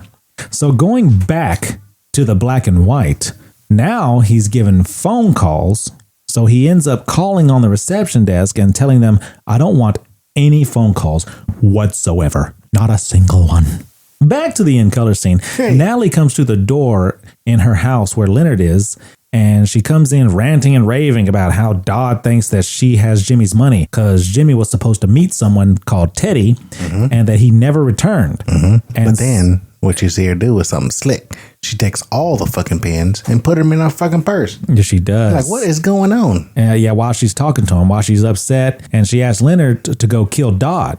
And he's like, "No, I'm not doing that." And she's like, you're a effing retard. Yeah, she starts going in on started going off on him, telling him that he ain't going to remember anything. Yeah. I can say what I want to, and we'll still be best friends after. Yeah. And she starts, you whore of a wife, going in on his wife. Don't you talk about my wife. So he gets upset and he puts some hands on her. Oh. He only squeezed her face and her lips, and I guess that cut her open or something and busted her open, because when his hand went off of her, she had that busted lip. Yeah. But she just kept on. She kept on, bro. And he gave her that mean right cross. Pow. Boom, on the ground. And that's why he felt that pain. Yes, in his hand. It's amazing. But she starts, rushing out the house, and she's like, yeah, this will work just fine, or something in her brain. She's like, yeah, this is cool. So he starts rummaging around the house for a pin, and he's like trying to find something, just like in the beginning of the last scene. He was trying to find that pin in the house while she's just staring into the house in the car. At this point, I was sitting there like, yeah, this bitch is setting all of them up. She gonna try to kill him, or she's gonna try to get Teddy. Is it Teddy? Get Leonard to kill Teddy. But in the next scene, they explain they don't fucking know each other. So how the hell does he know to kill? But oh my God. Well, in the next scene, it's black and white.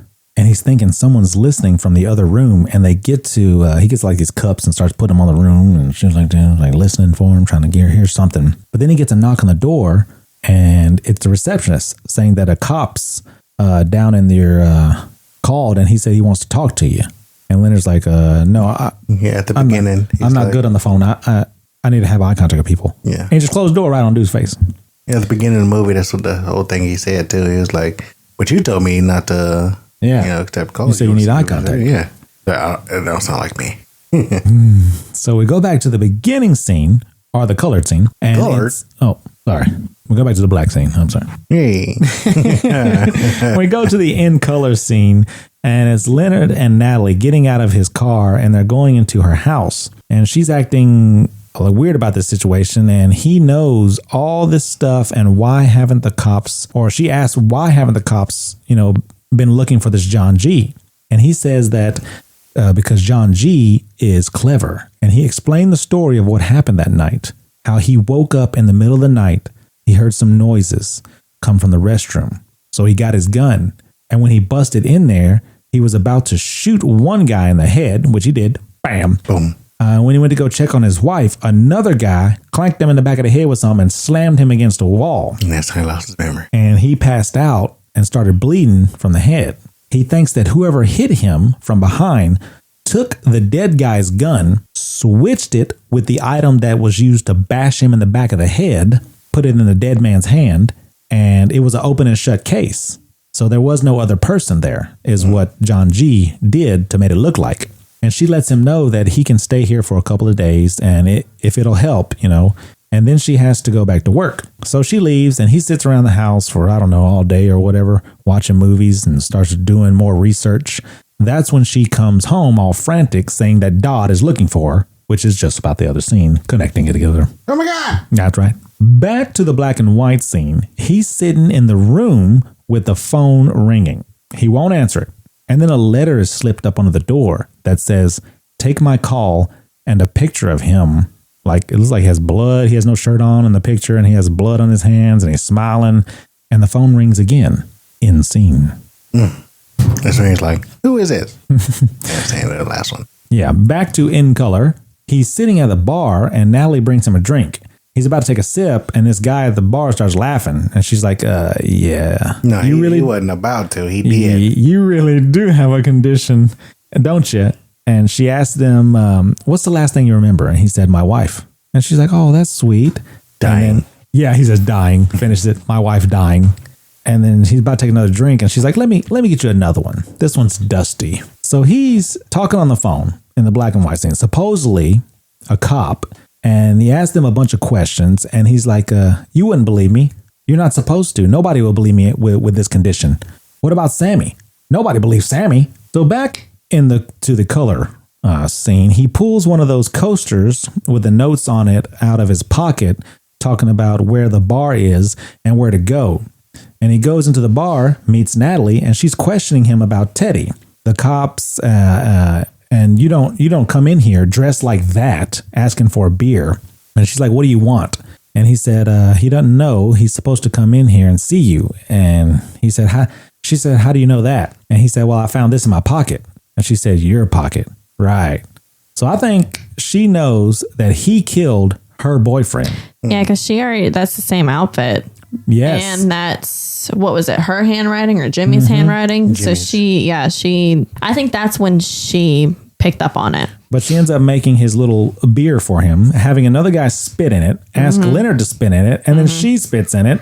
And this was a test to see if he really has this memory problem, because he starts drinking that shit. Mm-hmm. Oh. Yeah, because he went to the booth. Yeah, she brings it to him. Yep. Ugh, just a little bit later, and that's when the guy starts laughing, just like in the earlier scene. At least, though, she started up. So it's not like he's swallowing it and then getting chunks of loogie in it. Yeah. It's all stirred up. Well, back to the black and white scene, he explains what happened at the end of Sammy Jenkins' story, where his wife wanted to test him one final time. So stupid. And she had diabetes. So she would have Sammy do the insulin injections because he could remember how to do that. Well, she would tell him, hey, Sammy, it's time for my insulin. Which I don't know why she changed the time on her watch. I don't get that because it wouldn't matter to Sammy at all. Yeah, he don't remember. Yeah, he just fucking look off for shit. So yeah, that was weird. But she just kept saying it over and over again to see if he would remember. 3 times. 3 times in all. And she kept changing the locations of the insulin injection. Mm-hmm. But it still don't matter. Like if you overdose on the insulin, like you die. Yeah, she went into a diabetic coma and eventually died. Yep. Probably bad. And now Sammy's in a home somewhere just sitting there. And Leonard's saying that he thought he saw recognition in Sammy's eyes. But yeah, it wasn't. And now he knows you just fake it. Because you know you want to get that good pat on the back from the doctor. Saying that, you did a good job.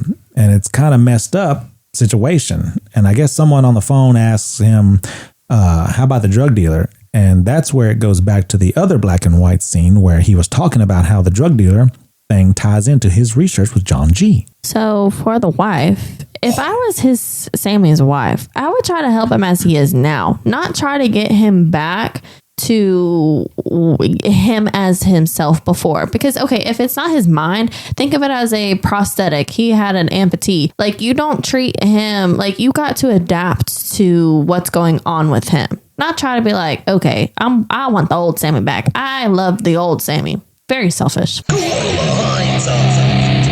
Well, we're back to In Color, and we found out a lot in this scene. He's getting a tattoo license plate on his leg as one of his facts, and that's when Teddy comes in and he tells him that he's got to get out of here. He's got these new clothes for him. He needs to leave town, and he says that the cops are looking for him. A bad cop, he's the one that checked him into the hotel. He's been slipping letters up under his door so that he'll answer the phone, and he keeps messing with him.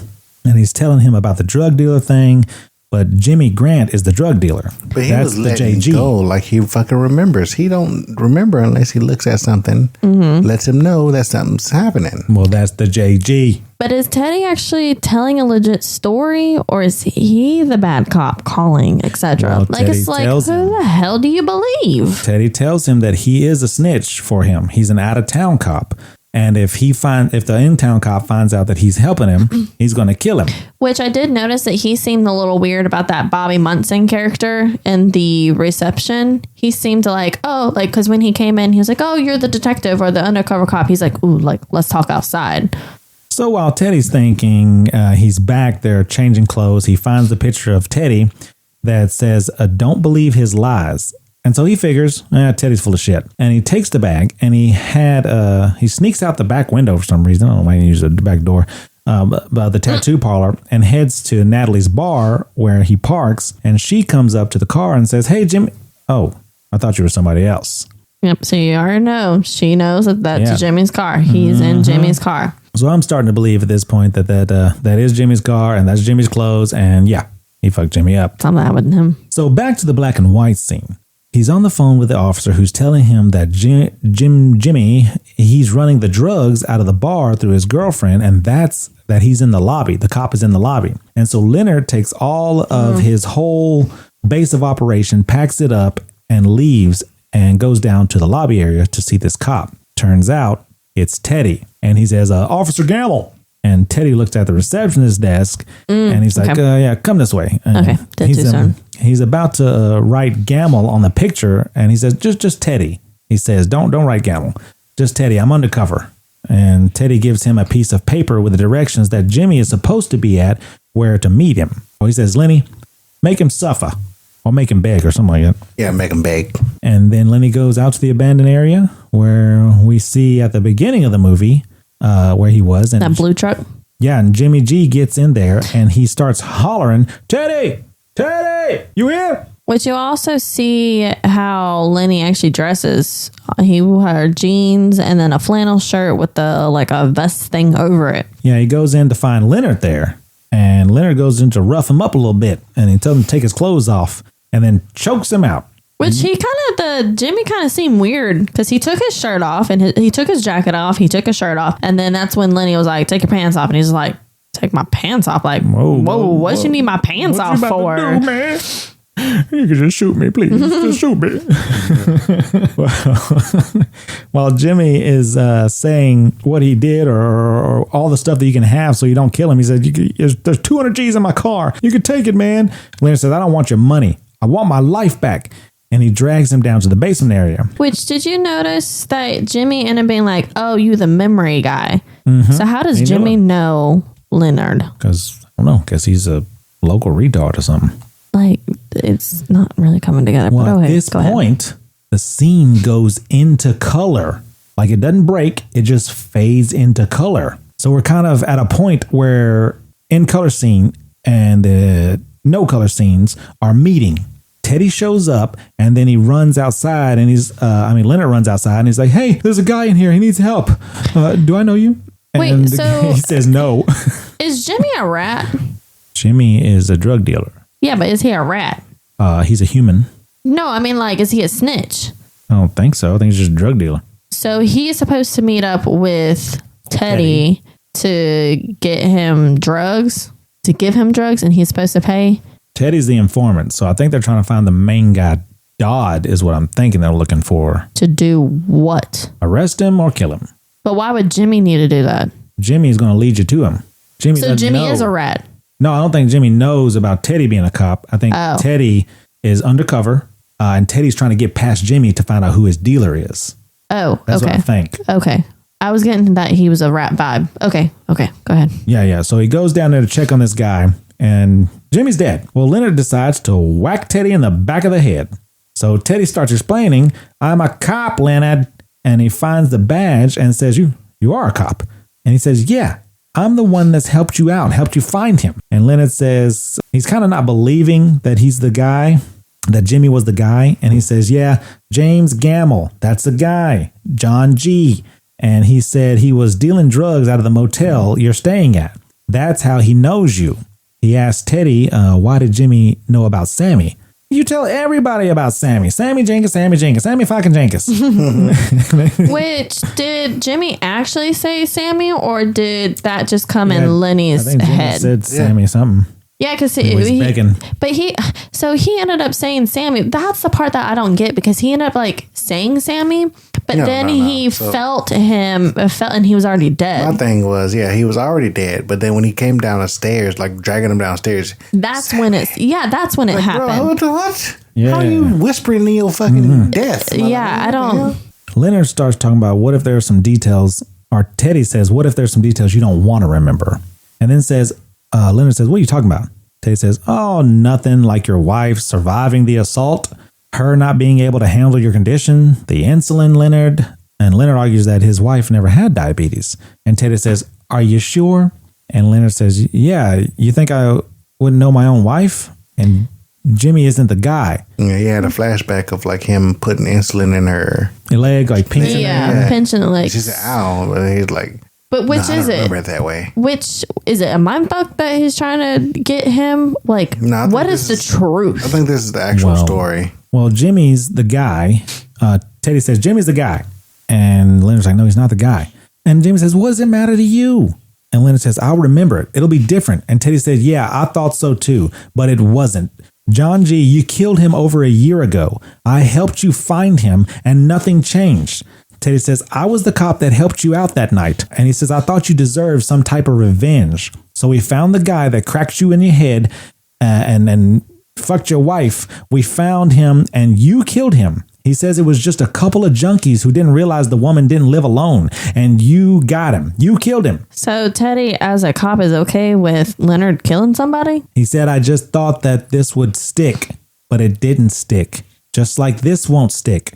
So I'm guessing that Jimmy is the drug dealer to those junkies, and Teddy tells him that Leonard is the one who took the files out of his whole packet of the case because Teddy gave him those files. He gave him all the research and stuff. But why would Teddy do all of this? Teddy gave it to him complete. For him. Yeah, he wanted him to get that revenge. But why? He doesn't have a personal connection to him. He's a legit Felt cop. bad for him. Yeah, bro. But he's a cop. We No. have empathy. What's wrong with you? No, he is a if cop. I have the access to give my neighbor information that'll get to the guy that killed his wife, I will give it to him. But he because it's the is right thing to do. No, he is a cop. He's supposed to be lawfully doing that. That's cops his aren't supposed job. to be beating black people, but hey, we see that all the time. Listen. But also, the two dudes that broke in, you said that they were strung out junkies. Like, they thought that they lived alone. Like, were their just attention they were just so strung out there, like, let me just go in and assault this woman and then kill her. Yep. Like, that's how. That doesn't make sense. Yeah. It don't make sense. What the fuck are you talking about? There's a lot of stuff in that house they can steal, like a stupid. You ever met a drug dealer? Have you ever seen a stupidly? Have you ever seen a fucking a strubly? Not a drug dealer, a drug user. You ever seen a crackhead that's just like? I feel like they're so out of it. Oh, I didn't think about that part where if they steal a whole bunch of stuff and then they okay. I thought they were just like so strung out on drugs that they're like, I'm just gonna go in here and have sex. On meth that's like, oh well, we can get a whole bunch of money here, or there's a chance for us to get money here. Gotcha. Oh well, nobody's gonna stop me from getting all this fucking money. I'm gonna kill whoever. That's what the fuck is happening. Well, he gave him the files complete, and Leonard took some out so that he can try to solve this impossible puzzle. He makes up his own truth. Leonard decides he's going to put a gun on Teddy and says, I should kill you. And Teddy's like, come on, Leonard, quit playing. You're not a killer. And that's what makes you so good at it. So how many people have Leonard killed by Teddy's hands, essentially? A year of motherfuckers, man. That's true. And why is he not putting him in a safe place? Like, is he that just corrupt of a cop that he's like, I can make this work?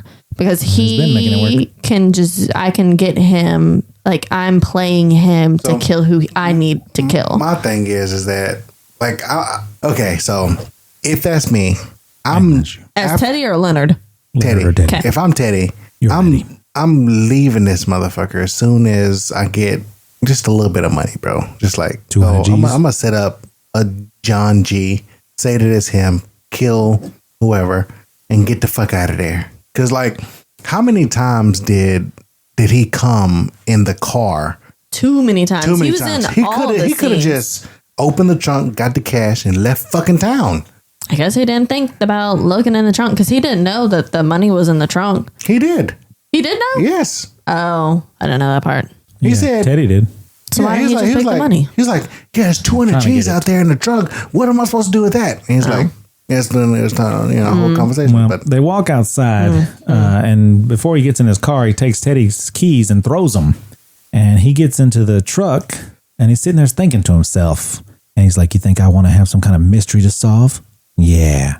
And he's looking at Teddy, who's looking for his keys. And he's like, in your case, today, I do. And he writes down Teddy's license plate and his name, John Gamble, so that he can search for him. He takes the bullets out of his gun for whatever reason and gets into his car and goes into Jimmy's car, which is the car that he's been driving, this whole movie, which has $200,000 in the back of it. He takes it and leaves Teddy looking for his keys that he threw somewhere over there. And Teddy was actually telling the truth this whole time. So as he's driving off, he's talking about, we all need mirrors to see ourselves and remind us of who we are. And then he squeals tires and stops at this tattoo parlor to get that license plate tattooed on himself. And he's doing all of this thinking, all this. And he sees a flashback of his wife laying on his chest. But he has the writings on his chest while his wife is laying on him.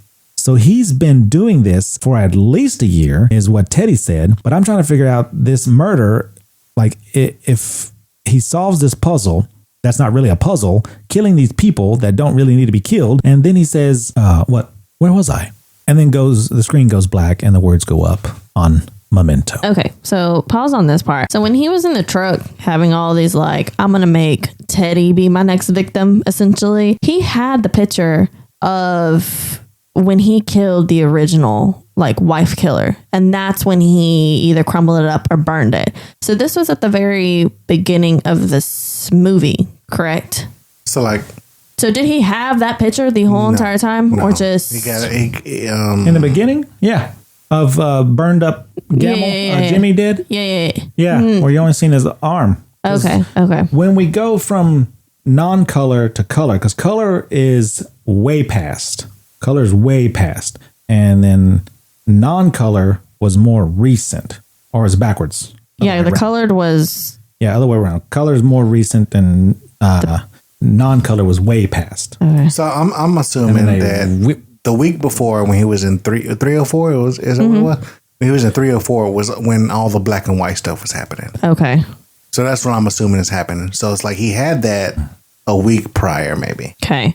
And then also, Leonard ended up saying that he'd rather be recognized as a dead guy than a killer. But the thing is that he wouldn't be recognized as Jimmy. He didn't look nothing like Jimmy, he didn't look like Jimmy at all. So the obvious conclusion would be like, okay, this guy's wearing Jimmy's clothes. He's driving his car. Like, obviously, he has some sort of connection to it. So he would be linked as a killer.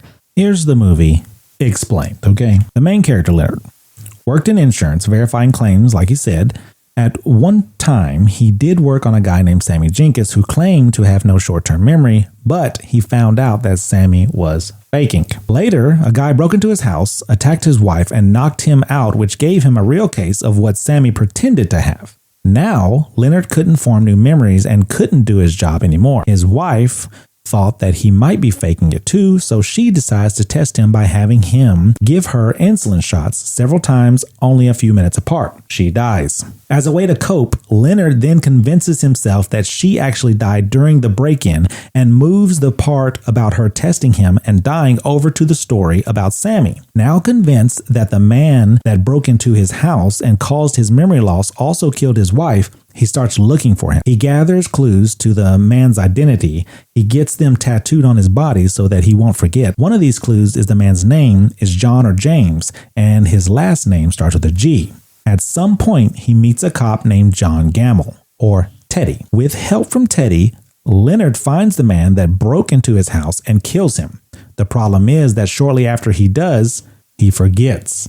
So Teddy decides that he can use Leonard. He continues to help him find John G. They find many people, mostly drug dealers, criminals, and Leonard kills them. I guess Teddy takes their money or something. A little confused on that part. All of that happens before the movie starts. In the movie, Leonard and Teddy are on the trail of yet another John G., a drug dealer, with a girlfriend named Natalie. Leonard finds him, kills him, and steals his car and clothes. Then forgets all about it. Then he goes to the bar where the dealer's girlfriend works and has used for his drugs deals. Natalie recognizes the car and clothes and figures out what happened. When she learns of Leonard's condition, she decides to use him to kill a guy named Dodd. She also somehow figures out that Teddy is a dirty cop that's using Leonard and eventually decides to make Leonard kill him too. She gives him some information in the form of a license plate number that belongs to Teddy. Leonard takes that info and gets a tattoo on his thigh. With that and all his other clues, he figures out that Teddy, or John Gamble, is the guy that killed his wife and decides to kill him. Leonard takes Teddy to the same place he killed the dealer, though he doesn't know that, and tells him that he is going to die for what he did to Leonard's wife. Teddy tries to explain everything, but Leonard either doesn't believe him or just doesn't care anymore and shoots him in the head. Okay, I'm going to poke a hole in his story. Jeez. Because one, Teddy has obviously been a liar, so you don't know exactly.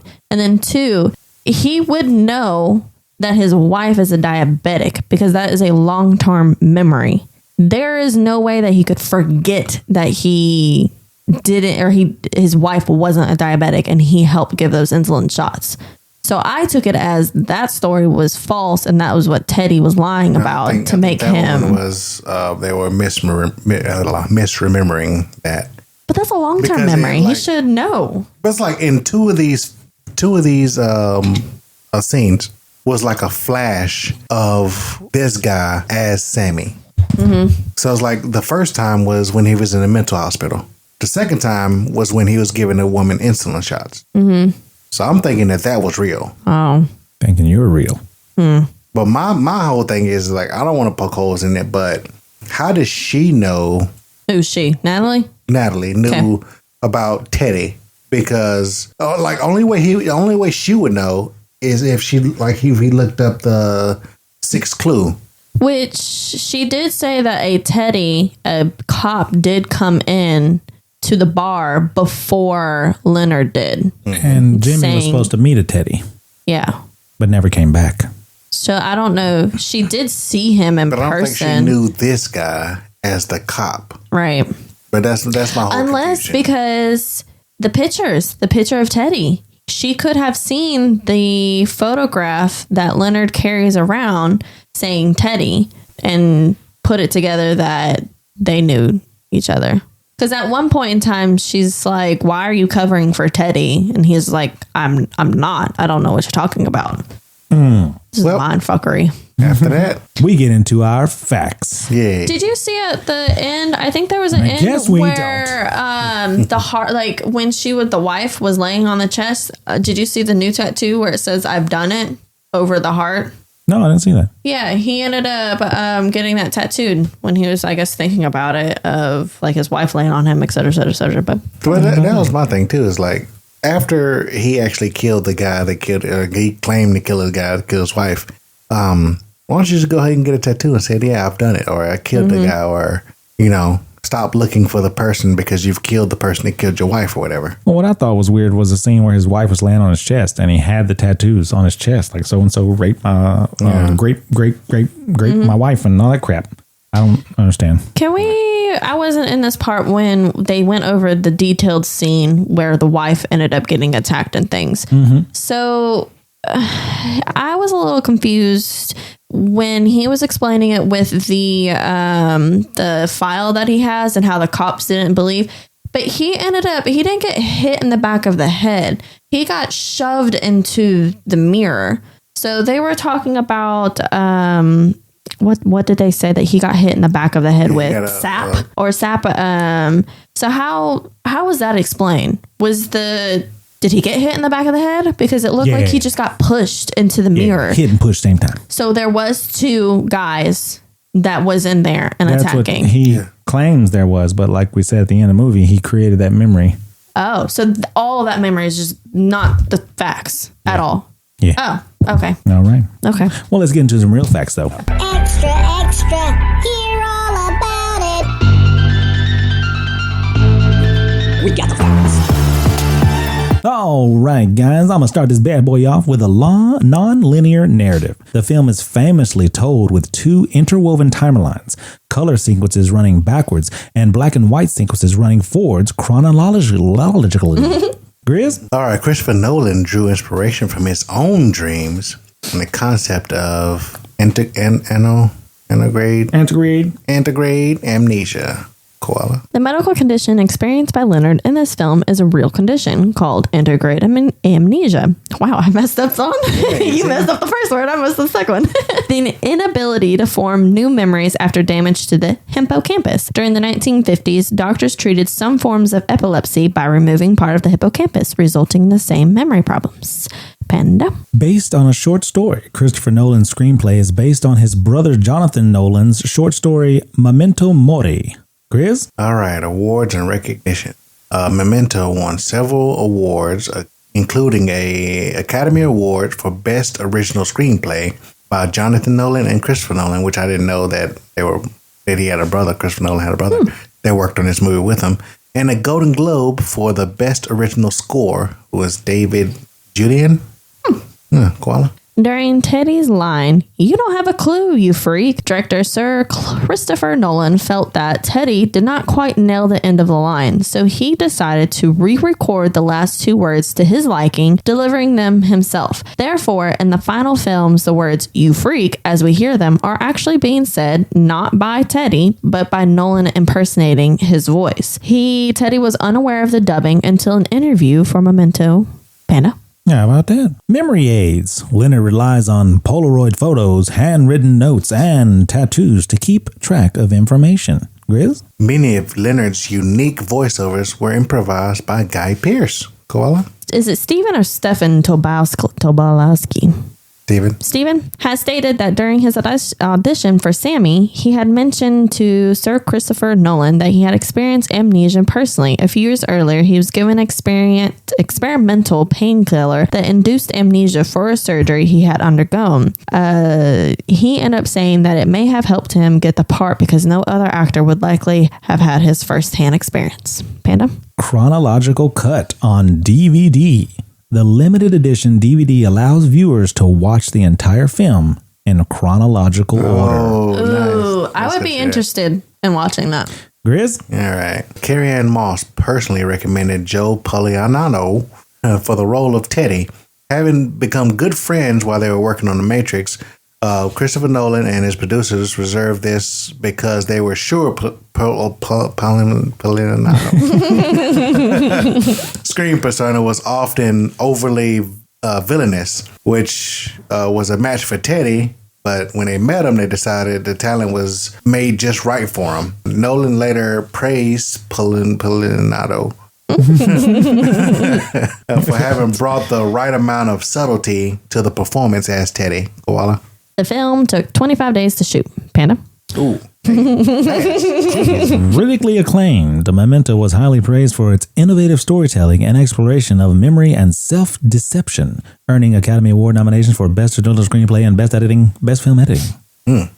Chris? Although the opening scene was literally shown backwards, every single sound effect was in fact normal forward play. Except for Teddy screaming no. But everything else was like him taking a picture or flapping the damn Polaroid. Koala. Originally, the entire Sammy Jenkins story was told in one scene. However, Christopher Nolan felt the story and the Sammy Jenkins character was so important that it needed to be spread out over the course of the film's middle section. Panda? That is it for me, Grizz. The whole entire scenes that he was in was entirely improvised. Oh. Koala. Oh, interesting.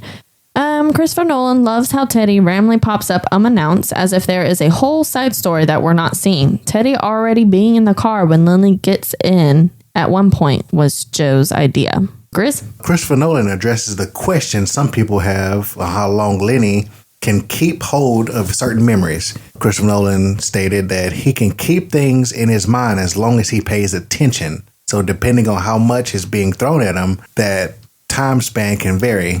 So it can be 15 minutes, 20 minutes. It can be however long he stays on one topic. So if he sits here and looks at a shot glass, like shot glass, he knows that he's looking at a shot glass and something's in there or whatever.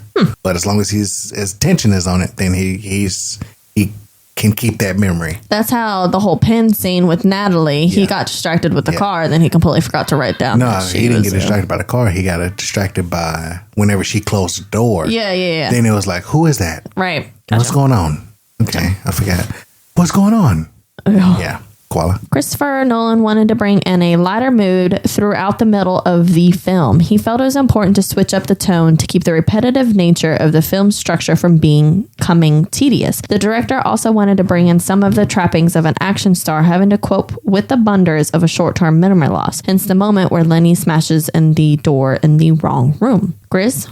Oh, yeah, I'm done. I have a couple more. Christopher Nolan feels that someone with Lenny's condition would cling onto the long-term memories they have, so he wanted to show early on the value Lenny puts on the fragments of memory he has about his wife. Nolan also wanted to instill a true feeling of memory of a loved one, showing pieces of a person rather than coherent scenes. If you pay attention, the camera is always a little closer to Lenny than it is to the person he's speaking with. This is another way of getting the audience into Lenny's head without using first-person shots. The test given to Sammy Jenkins involving electrified objects is based on a real-life case study of Henry Molaison, referred to as an HM for privacy reasons until his death in 2008. He ended up suffering from the same form of amnesia following an experimental surgery to treat severe epilepsy. How about that? We appreciate that, Koala. Always doing your due diligence. Yeah, I always try to have like 20-something. But let's move on to our final thoughts. I thought that Memento was a good one. How it was shot in the specific order was a new concept to me, and I love to watch it in both ways. I would love to watch it in both ways. It was a ride trying to figure out who is lying and who is telling the truth, and finally realizing the answer at the end. This was truly a psychological thriller. It was a good one. Koala, if your son had writings all over his body and he told you that they all have a meaning, would you tell him to stay away from the markers, or that Memento was a good one? I don't know. So there's just markers. It's not like tattoos. It's just markers. Yep. He just marked himself up. I mean, if it washes off, like, whatever. But I'm going back and forth if I consider this one an okay one or a bad one. It is such a mindfuckery with the whole movie going backwards and then the scenes not being full scenes and that they kept going back to a scene to complete the scene. It's just, what am I supposed to believe with everything Teddy said? Did Lenny truly get revenge on his wife? Was his wife truly diabetic? And the whole Sammy Jenkins and was his actual life, or did Teddy just say all that to fuck with Lenny's mind?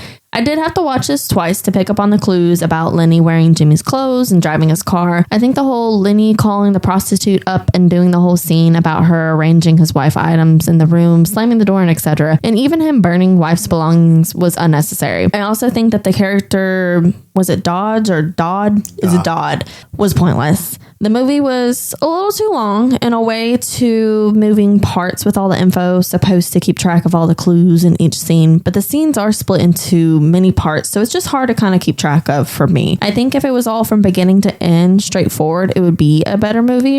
It is still interesting with his memory issues, so with the fact that I stayed interested in finding out what happened, even though I can't guarantee the info given was truly correct, I think this movie is an okay one. How about that? Simple woman likes simple movies. That's all right. Grizz? Asshole. Grizz, if your wife had anterograde amnesia, would you get endless blowjobs in a day, or say that Memento was a good one? Oh man, I'm gonna try my best to love and appreciate my wife. There you go. There you go. Yeah. But I think it's an okay one. Like I said, like she said, the whole thing was just kind of hard to follow. It took me 2 times to watch this movie to really get, the whole concept of it. But I love Guy Pearce in this movie. It was great. I think everybody did a great job doing this. But I wish after the first one he claimed to kill, he would have wrote something down and said, hey, I killed that person. That way he ain't got to worry about nothing else. He can just be, But he thought it would stick. Yeah, he thought it would. Yeah. But the only way to make sure that it sticks is if you tattoo that shit on his body. Job finished or something. And that way he ain't got to be no damn serial killer to try to I'm surprised feel he your hasn't. sick, sadistic, moral compass or whatever. I'm surprised he hasn't been caught, because depending on how many people he has killed, he's not like. Well, I guess if he's killing drug dealers, then it don't matter. It's like those guys are getting off. But I mean, hey, it's an okay one. I will watch it again later down the road. But yeah, I see it. We'll see Grizzly. Yeah, on the road. All right, man. Well, we appreciate all that. Now we're going to move on to Movie 20 Questions, who is going to be hosted by good old Koala this time. So we're going to find out what that movie is right about now. Let the interrogation begin. All right, how do you want to do this? let's go to the movies. All right, let's go to all the movies. Let's go through every single movie ever in history. Let's go to movies. On the road. All right, so you want to get that date down? Get that date done. This movie made past 2010. Yes. This movie made past 2015. No. Good question there, Zay. Good question. We got it narrowed down. It's not past 2015, but it's past 2010. This movie 2012. No. Yeah, okay. Was this movie made between 2013 and 2015? Yes. Okay, so that eliminates 10, 11, and 12 for yours. 13 and 15. We got plenty of questions. We're at the beginning, right? Yeah. Was this movie made in 2014? No. Was this maybe made in 2015? No. Then it's 2013. Go. Let's go. All right. 6 questions. Okay. Is this movie, what do you say, action? Action. Should I do fantasy? Yeah, just do fantasy. Just to get it out of the way. Okay. Movie or fantasy? No. Indeed. Comedy, horror, or let's give me something else. Sci-fi. Comedy, horror, sci-fi. Yes. You want to try some actors? Yeah. All right. Okay. You got 3 genres to try to figure out actors. Does this movie have Sandra Bullock, Vin Diesel, or Henry Cavill in it? No. Well, that eliminates a lot, man. No Fast and the Furious, no Riddick, no Man of Steel, no Gravity. No Gravity. So we got sci-fi, horror, and action? No. Comedy, horror, sci-fi. Okay, so comedy, horror, sci-fi, man. It's one of those. Genre? Yeah, for the genres, it's either sci-fi. No, I'm saying like, you want to get down genre or you just want to get down get down actors? a little more. I guess just narrow the genre down a little bit more. 2013 horror movies. Is this a horror movie? No. And it's your 10th question. Sci-fi and comedy. Right. But you know, it could be more sci-fi or comedy. I'll say comedy. You think so? Yeah. Is that your question? You know her, bro. Huh? I say you know her. What do you think?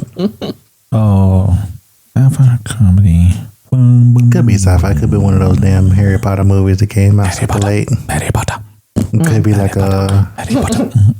Harry Potter. what's it? Vampire one. Everybody loved back in the day. Oh, Team Jake or Team this. Twilight. Yeah. I think it gets confused between sci-fi and fantasy. Because Twilight and Harry Potter, those ones are fantasy. Yeah. Science sci-fi. fiction is like future technology, Yeah. robots, Aliens. AI, space. Is this a comedy movie? No. No comedies, bro. Sci-fi. That was your 11th question. That's your 11th question, Zay. Tom Cruise. Will Smith. Matt Damon. Oh, Matt Damon. No.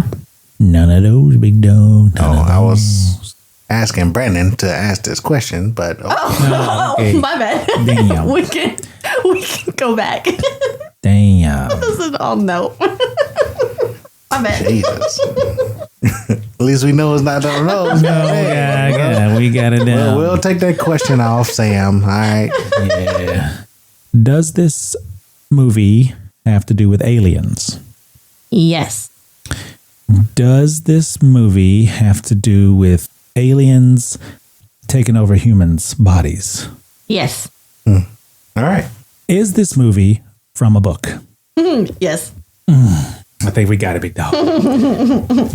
I'm about to ask the 15th question. All So you right, got well, let's some go ahead and take it on number 15. Just to be sure, does this movie have Jake Abel in it? Who? Jake Abel. Oh, yes. Is this The Host? Yay! Hey, we did it! You did it. Hey, we did it, Zay. We did it, Grizz. Oh, that was a good movie right there. Good movie.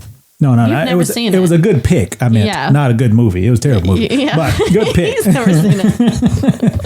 If you have a suggestion for movie 20 questions or a suggestion for a movie for us to review, you can email us at werealreels@gmail.com or get straight into our DMs on Instagram at werealreels. But that is going to be it for us, guys. Be on the lookout for our next movie, The Addams Family. Woo woo! Assuming that's the live action one. Didn't clarify. It's not the cartoon one. It's the one with the original. cartoon one, then No, guess what it 90s. is? It's the 90s. Yeah. Bam, bam, bam, Yeah, it's the bam. original Addams cast. Family movie. There it is. So be on the lookout for Addams Family. That'll be it for us at We Real Reels. Grizz, Who are you guys? Koala, Bye. keep on reeling.